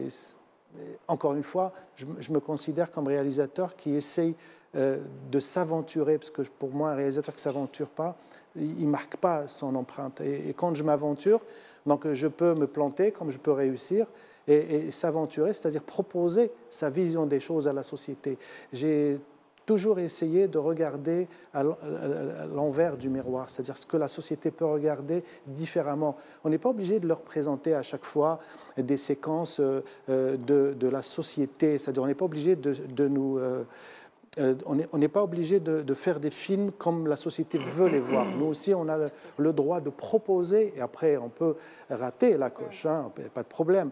Mais on prend ce risque. Darl Fchouch est un risque, la première saison, et aujourd'hui, par exemple, présenter une famille bourgeoise qui n'existe pas chez nous, ce genre de famille avec un staff et du personnel, etc. Même les gens les plus riches n'ont pas ça.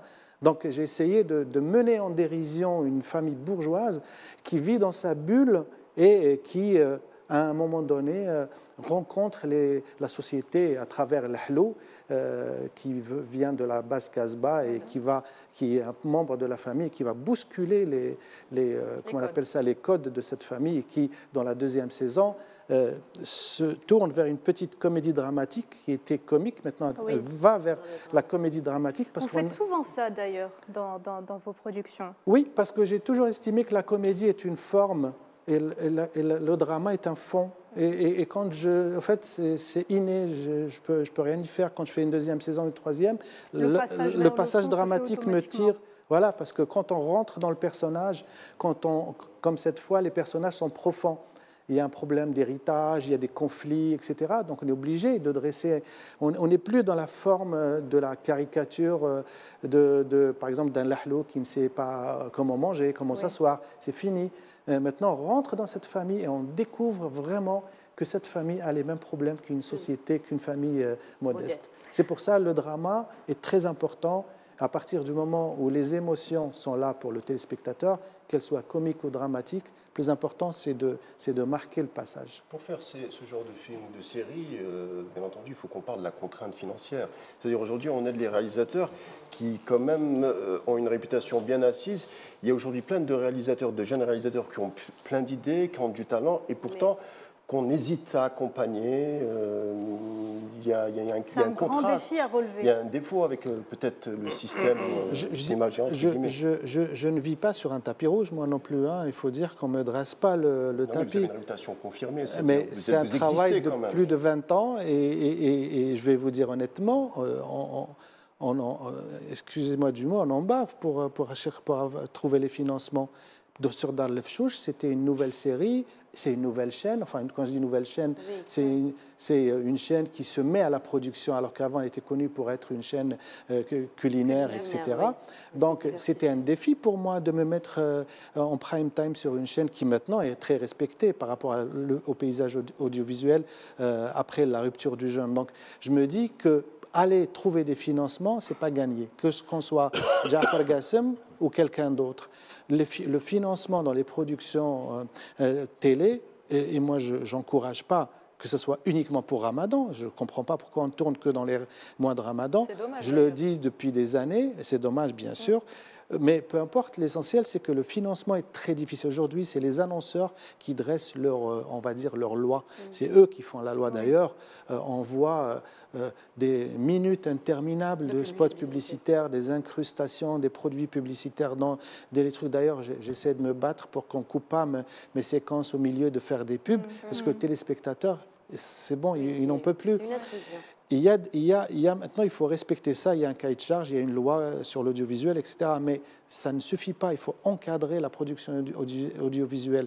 C'est-à-dire qu'il faudrait que les instances concernées, la communication, la culture, etc., mettent les moyens financiers pour barrer un petit peu comment on appelle ça, ce problème de trop de publicité et qui font la loi aussi, les annonceurs, parce qu'ils payent le programme. Darl Fchouch est payé à 100% par les annonceurs. Oui.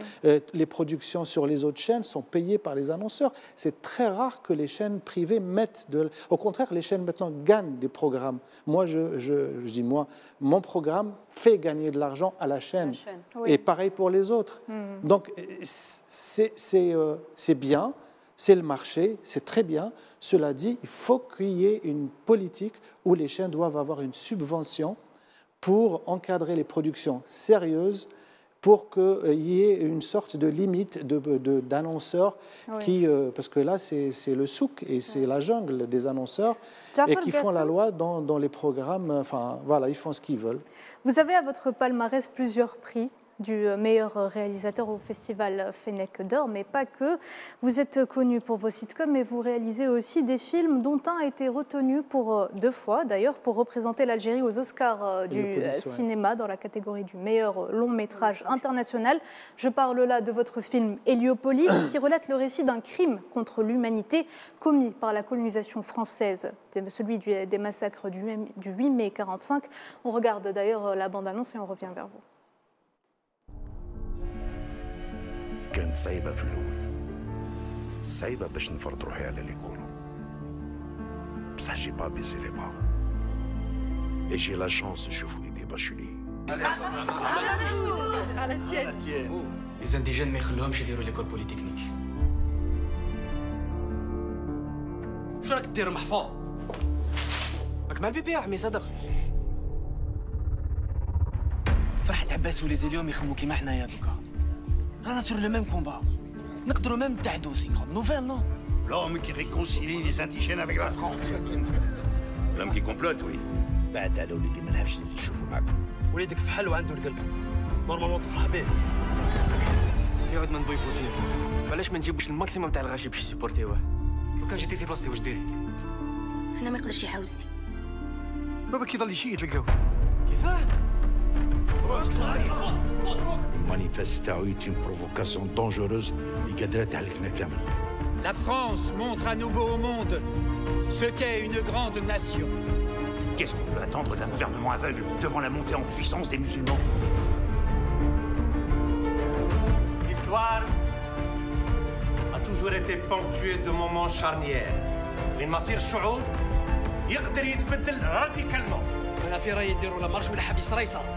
Cette demande est une provocation de plus. L'époque de l'assimilation خلصت. عباد رايحين نكافحوا pour la naissance d'une nation algérienne. Les Indiens ont foutu la pagaille à Sétif. Il y a des morts. Qu'est-ce que tu vas faire? Tu vas les tuer, c'est ça? C'est eux ou nous, Bertrand. Eux ou nous. Bagdad. Dehors, la chasse aux Arabes fait rage. Avec une violence tu peux pas imaginer.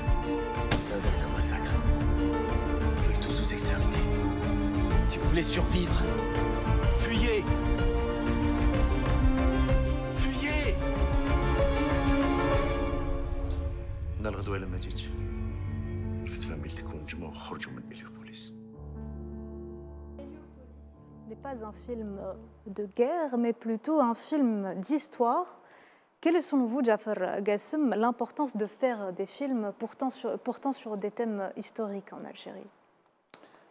Dans un premier temps, faire un film comme celui-là était quand même, c'était assez très compliqué. On a écrit pendant 3 ans, je pense, le temps d'écriture. Une vingtaine le script a été revu à 20 fois, c'est-à-dire 20 versions. Et c'est un film qui est donc financé par le ministère de la Culture et qu'on a tourné en 2018, je crois. Voilà, 2018-2019. Et l'importance de ce genre d'histoire, c'est de faire connaître d'abord à nos jeunes Algériens. D'abord, c'est un film destiné à l'Algérie. Aux Algériens, aux jeunes qui ne connaissent pas, la plupart, quand on leur demande ce que ça veut dire le 8 mai 1945, ils ne savent rien du tout. Donc moi, le 8 mai 1945, c'est à large. Donc j'ai pris juste un angle de vue qui est les massacres de Guelma. Oui. C'est très important. Après, il y a aussi un truc très important, vu que nous ne faisons pas beaucoup de cinéma et on fait beaucoup d'efforts pour essayer de faire des films comme cela. Donc la notion de fiction, elle est très importante dans des films historiques, parce qu'on est toujours critiqué de manière à ce que oui, cette scène existe, ce personnage n'a pas existé, il n'a jamais dit ça, etc. Donc c'est pour cela que j'ai choisi de développer une histoire de fiction sur des faits, basée sur des faits réels, parce que beaucoup d'événements, beaucoup de choses ont existé, et je me suis donc j'ai choisi de faire appel à des comédiens qui ont incarné des personnages fictifs. La famille, j'oublie comme Zenati. Oui. La famille Zenati est une famille bourgeoise, par exemple. je pense que vous allez y venir par rapport à une certaine question. Et donc c'est une famille bourgeoise. Vous aimez bien les familles bourgeoises? Non. Mettre en scène, en tout cas. Peut-être, ça a un truc assez spécial. Mais je me dis qu'on a tellement fait des films sur l'histoire de la colonisation et de la guerre de révolution, des familles qui vivent dans des taudis, qui vivent dans la précarité. Et là, pourquoi pas montrer un riche propriétaire terrien, fils d'un caïd d'ailleurs, et voir un petit peu son penchant un peu ambivalent, difficile à comprendre, parce qu'on le Mokdad, le père de famille qui est fils de caïd, donc il se retire un peu du caïda, et en même temps, il ne veut pas que son fils qui le dépasse, son fils Mahfoud, qui tout de suite s'inscrit dans la démarche du PPA, du Parti populaire algérien, et donc il est entre les deux, et entre les deux feux, ce n'est pas évident pour lui. C'est le petit conflit dans le grand conflit colonial. Karim Zeribi, vous avez regardé Héliopolis? Non, je ne l'ai pas regardé. Il faudrait le regarder parce que c'est vraiment un excellent film. Je l'ai vu au cinéma dès qu'il est sorti. Qu'est-ce que vous pensez justement, Karim Zeribi, de ce genre de film qui raconte un petit peu l'histoire de l'Algérie, même si c'est des personnages fictifs, on le rappelle que c'est inspiré de faits réels? Moi, je trouve que c'est fondamental. Je trouve qu'on manque de ce genre de films. Ces films qui retracent l'histoire, mais qui la retracent sous diverses facettes. J'ai vu le dernier film de Bachir Derreis sur l'Arbi Ben Midi. J'étais à l'avant-première à Alger. J'ai été secoué. Parce que c'est la dimension politique qui est traduite à travers ce film. Et ce film, c'est le 8 mai 1945, c'est absolument nécessaire qu'on puisse rendre ces films grand public. En Algérie, mais pas seulement. Je veux dire, on a 7 à 8 millions d'Algériens à l'étranger. Donc nous, à l'école, on n'a pas été élevés dans un enseignement qui nous disait tout sur la période coloniale.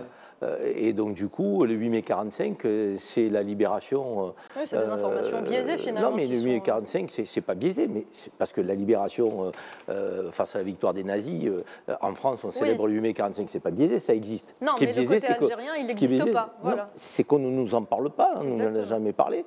Donc, et comme la transmission verbale dans nos familles, elle n'est pas toujours évidente, donc les parents ne parlent pas beaucoup de ce qu'ils ont vécu, le massacre de Sitif, de Guelma, de Kerata. Donc c'est fondamental qu'on puisse le mettre en image. Moi, je suis très attiré par ces films-là. Et je pense que c'est absolument nécessaire que ces réalisateurs, on leur donne les moyens de nous faire des films qui ne sont pas non plus caricaturaux. Parce qu'il ne faut pas verser à la caricature.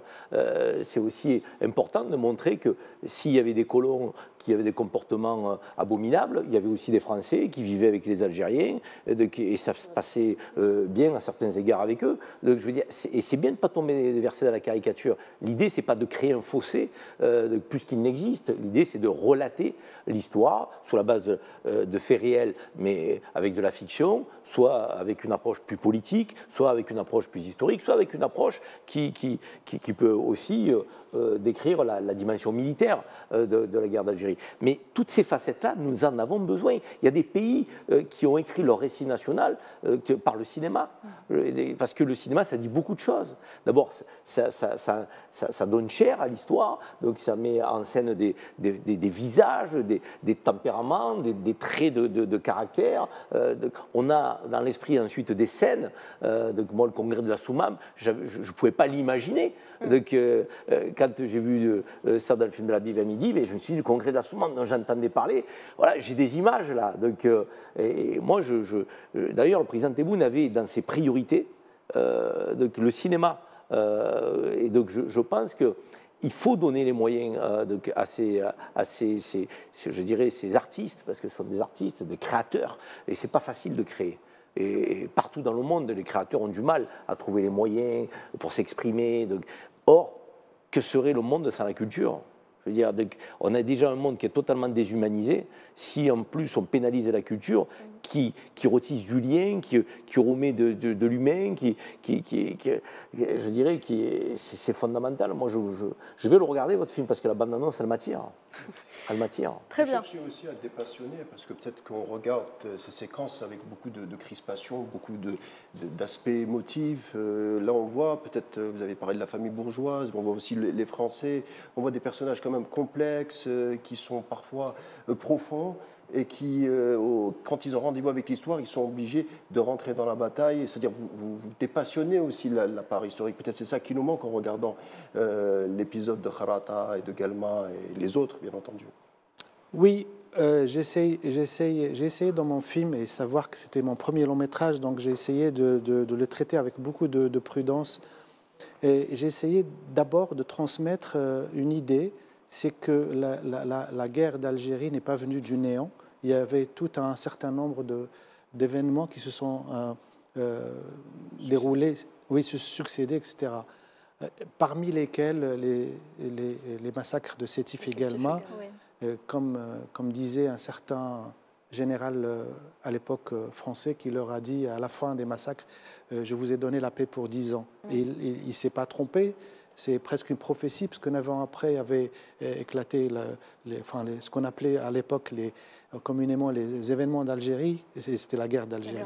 Donc les événements de 1945 étaient d'abord un sujet politique pour moi. Je voulais donner d'abord un film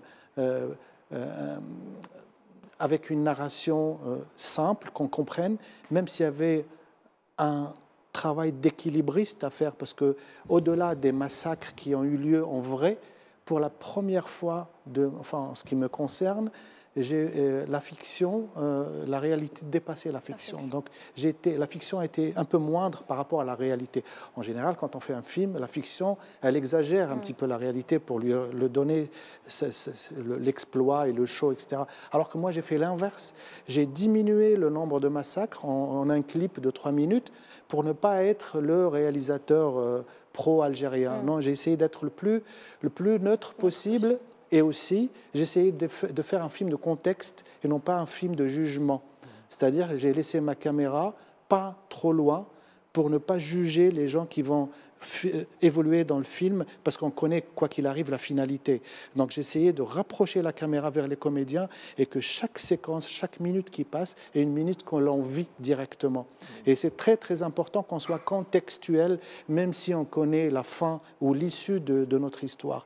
Je ne veux pas montrer on a été, nous, eux c'est les méchants et nous c'est... Non, au contraire, il fallait montrer quels ont été D'ailleurs, une scène, j'ai montré un des colons qui s'appelle, j'ai oublié comment il s'appelle, un des colons, le copain de Mokdad, et au contraire, c'est un ami à lui, et c'est lui qui a dit fuyez, ils sont en train de massacrer les musulmans. Donc, ce qui est juste, parce que je me suis référé par rapport à des interviews à des gens qui ont vécu les massacres de Guelma et qui avaient des amis français. Contrairement, à contrario, il y avait aussi le sous-préfet de Guelma qui s'appelait André Akiari, qui était un amoureux de l'Algérie. Il s'appelait l'homme qui aimait l'Algérie. À force, il a massacré tout ce qui ressemblait à un musulman algérien. Donc c'est très complexe quand on est en 1940 et quand on est en 40, on est français dans le département français et qui est des gens qui viennent nous dire on va faire la révolution. C'est très difficile de prendre ce choix. Et c'est ce que j'essayais de faire dans ce film. Qu'on ne prenne pas le Mokdad, le chef de famille, comme un collaborateur, un harki, comme on dit chez nous. Au contraire, c'est quelqu'un qui se recherchait et qui s'est retrouvé à la fin parce qu'il avait tellement confiance en cette France, l'empire colonial. D'ailleurs, le conflit entre lui et son fils dans un des moments du film, où il lui dit, son fils, comment tu fais confiance à la France? Il dit, oui, je fais confiance. Tant qu'on n'a pas les outils, tant qu'on n'a pas l'instruction, on est obligé de suivre la France, etc., qui va nous donner nos droits. Donc, à un moment donné, le père s'est trompé quand il perd son fils. Très bien. Merci, Jafar Gassem. Donc, pour tous ces détails concernant donc, ce film Héliopolis, on passe tout de suite à la séquence média avec Eman Merad.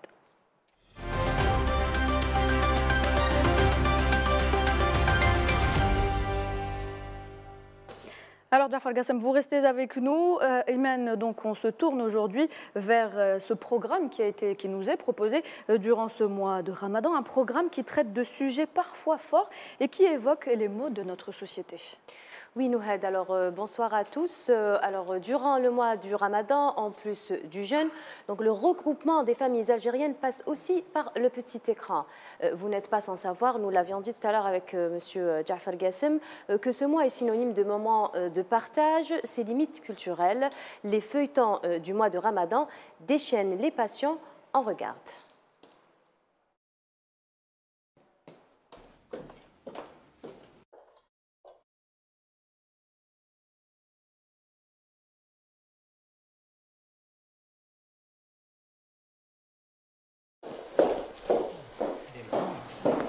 باين جديدة هذه. بونجور، تفضلي كش ما خدتك مدام. واش حلونا ما عقلتينيش؟ سي امين، مادموزيل عمباوي ولا وتبدلت. اخي شوفوا واش راني نشوف. عمباوي ضحكي نشوف. ما كانش سنادر.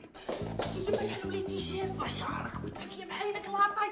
يما صاحبك نموت عليك تهبلي واش درتي؟ هاي التصويره تاع بنتي اللي قلت لك عليها. توحشت بنتي، توحشتها تاع الصح. الله يبارك شابه بنتك عمر. اسبانيا نعرفها كي تساير. بصح اسبانيا عريضه وفيها وعليها. شحال عندك ما شفتهاش؟ واحد 8 شهور ملي تزوجت ما شفتهاش. عباك واش قالت لها طبيبه؟ ما تحقريش روحك، يروح اللي في كرشك. كون متهني. نعرف الناس بهاد التصويره والله غير يصيبوا برا يصيبوها. انا وعدت نفسي باش نحاول نسيك في صروف ايام القراح اللي جوزتيهم بالسبه نتاعي. ما يكون غير الخير يا وليدي. انت تهلا في روحك وخذ راي باباك واسمع كلامه. ياك على بالك باللي فتحنا سجل تجاري لهذا المشروع الجديد باسمك انت؟ كيفاش بقات لك سمانه على الفاتحه تقلقتي؟ ما نخبيش عليك يا سميره اختي، راني فرحانه. لو كان غير تبعد الفاتحه تاعها شويه حتى نزيد هكذا باش نحضر.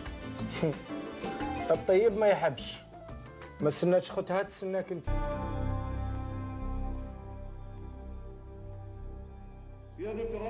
Voilà, donc Iman, c'est vraiment des films qui retracent un petit peu tout ce qui se passe chez nous, tout ce qui se passe au niveau des familles algériennes finalement. Oui, alors cette année, 5 séries ramadanesques défraient les chroniques. Nous avons bien sûr Al-Barrani, donc le scénario de ce feuilleton nous expédie vers un univers plutôt inédit, traitant de certains fléaux de la société.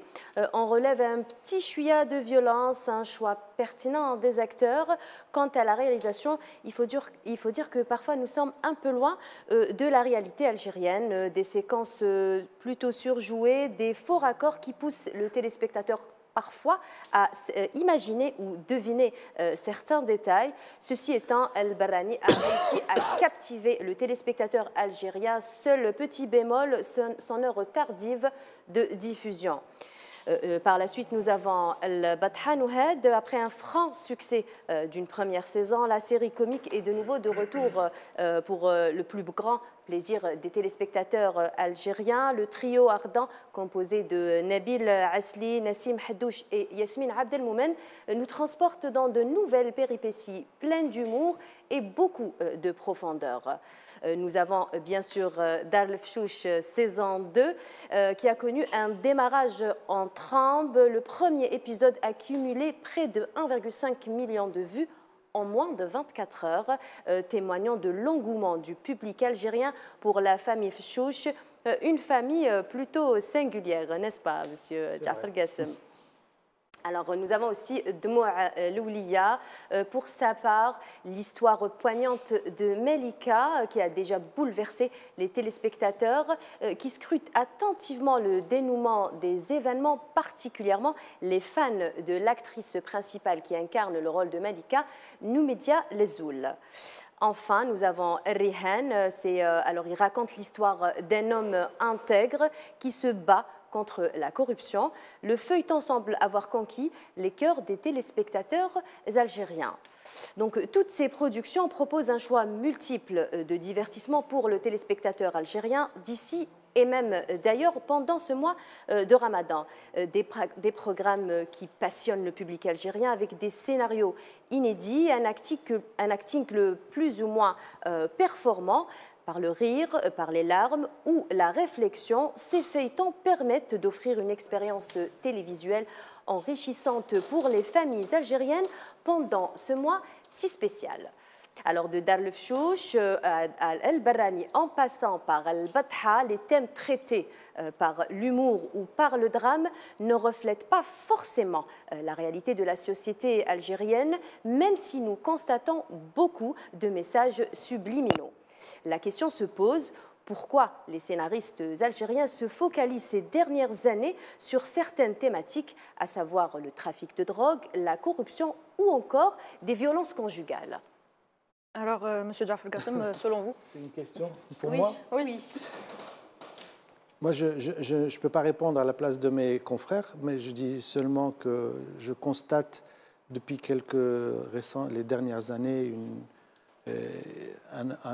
une évolution de l'ambiance des productions télévisuelles en Algérie, quels que soient les thèmes proposés.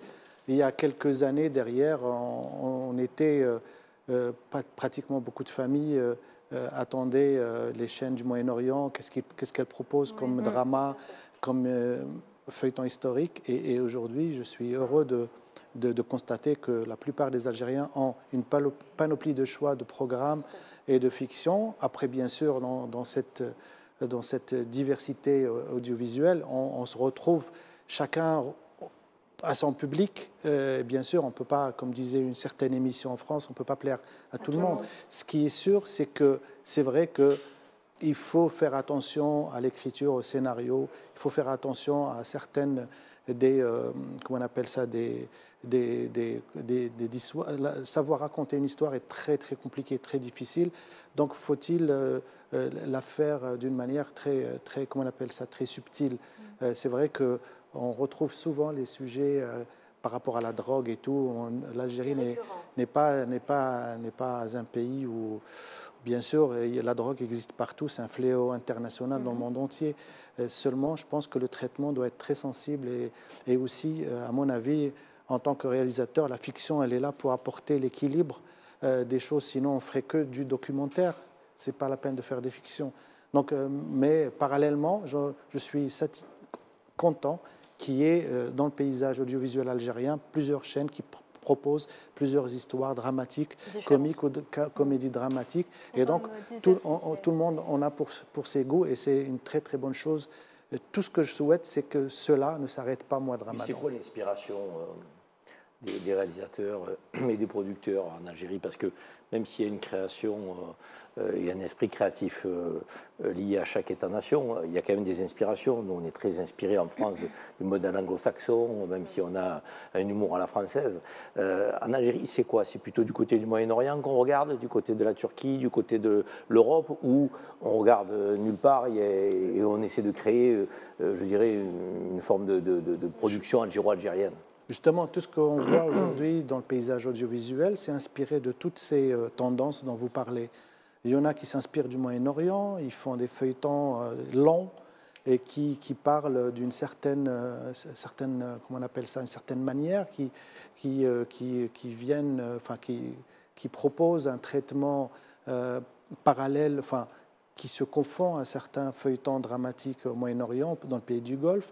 Certains sont inspirés par une production européenne ou alors occidentale, comme 11-11 par exemple, le feuilleton, etc. Après, on reste, le point commun, je pense, c'est la société algérienne et ses tendances et ses aspirations. Et c'est quoi l'appétence du public algérien? Le public algérien n'est pas le public égyptien, ni moyen-oriental, ni français d'ailleurs, ni européen. Il est typique, il a sa spécialité.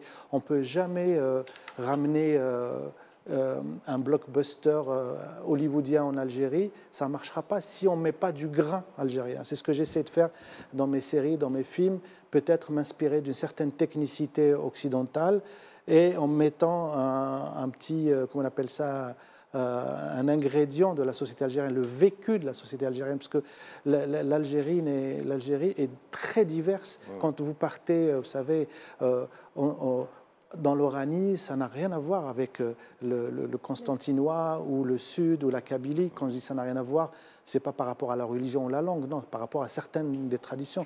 Donc de cette diversité, on est obligé de faire très attention à respecter les cultures et les codes de chaque région, parce qu'on s'adresse à toute cette nation, à tout ce pays, toute cette société. Donc, il faut faire. Monsieur Jafar Gassem, si nous venions à faire un bond dans le passé, les feuilletons et sitcoms ramadanesques des années précédentes étaient plutôt moins violents, moins implicites. Donc, à l'instar de Bibichi Bibisha, nous avons vu Shafiqa ou Bila Houdoud, Asabo Aoutar, pour ne citer que cela. Donc, aujourd'hui, les avis sont mitigés. Donc, il y a les Algériens, certains Algériens qui apprécient ces feuilletons.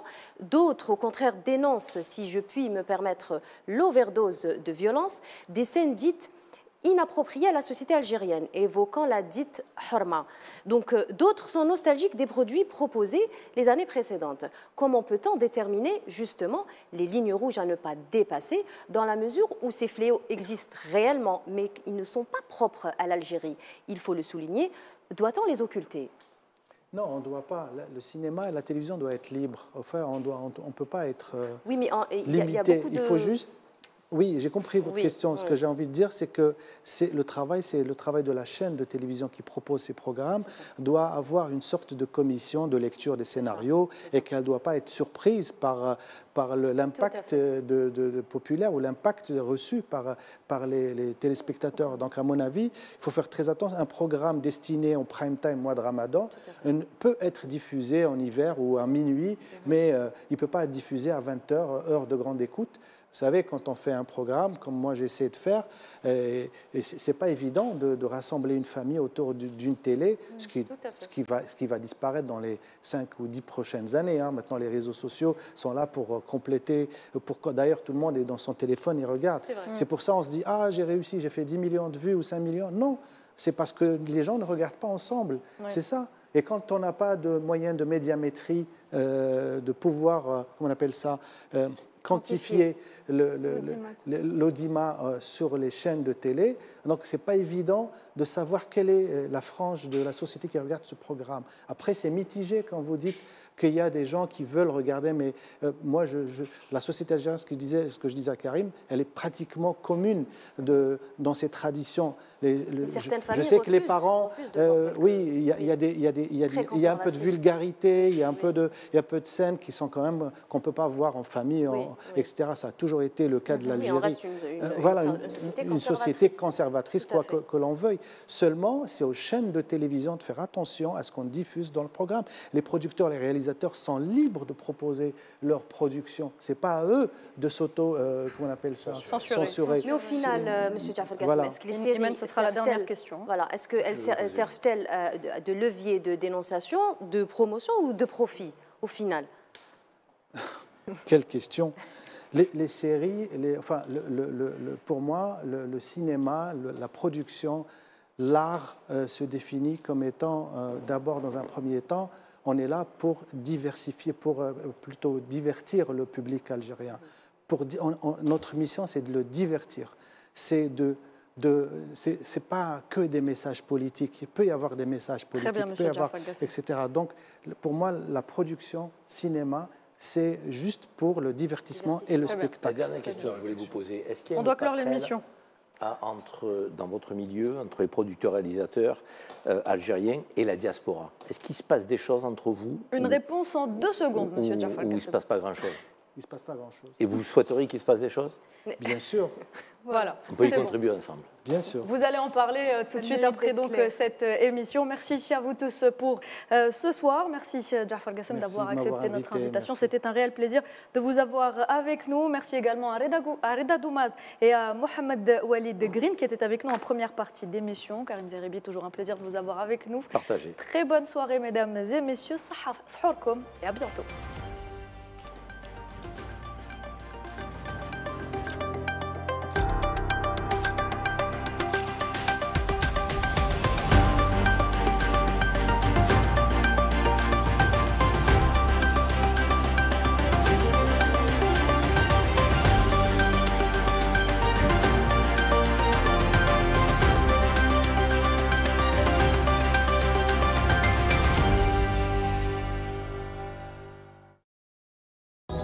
Ce programme vous a été présenté par la NEP.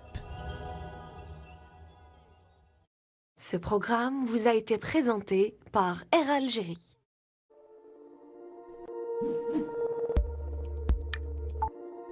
Ce programme vous a été présenté par Madar Holding. Le Nomad Fashion, partenaire styliste du programme.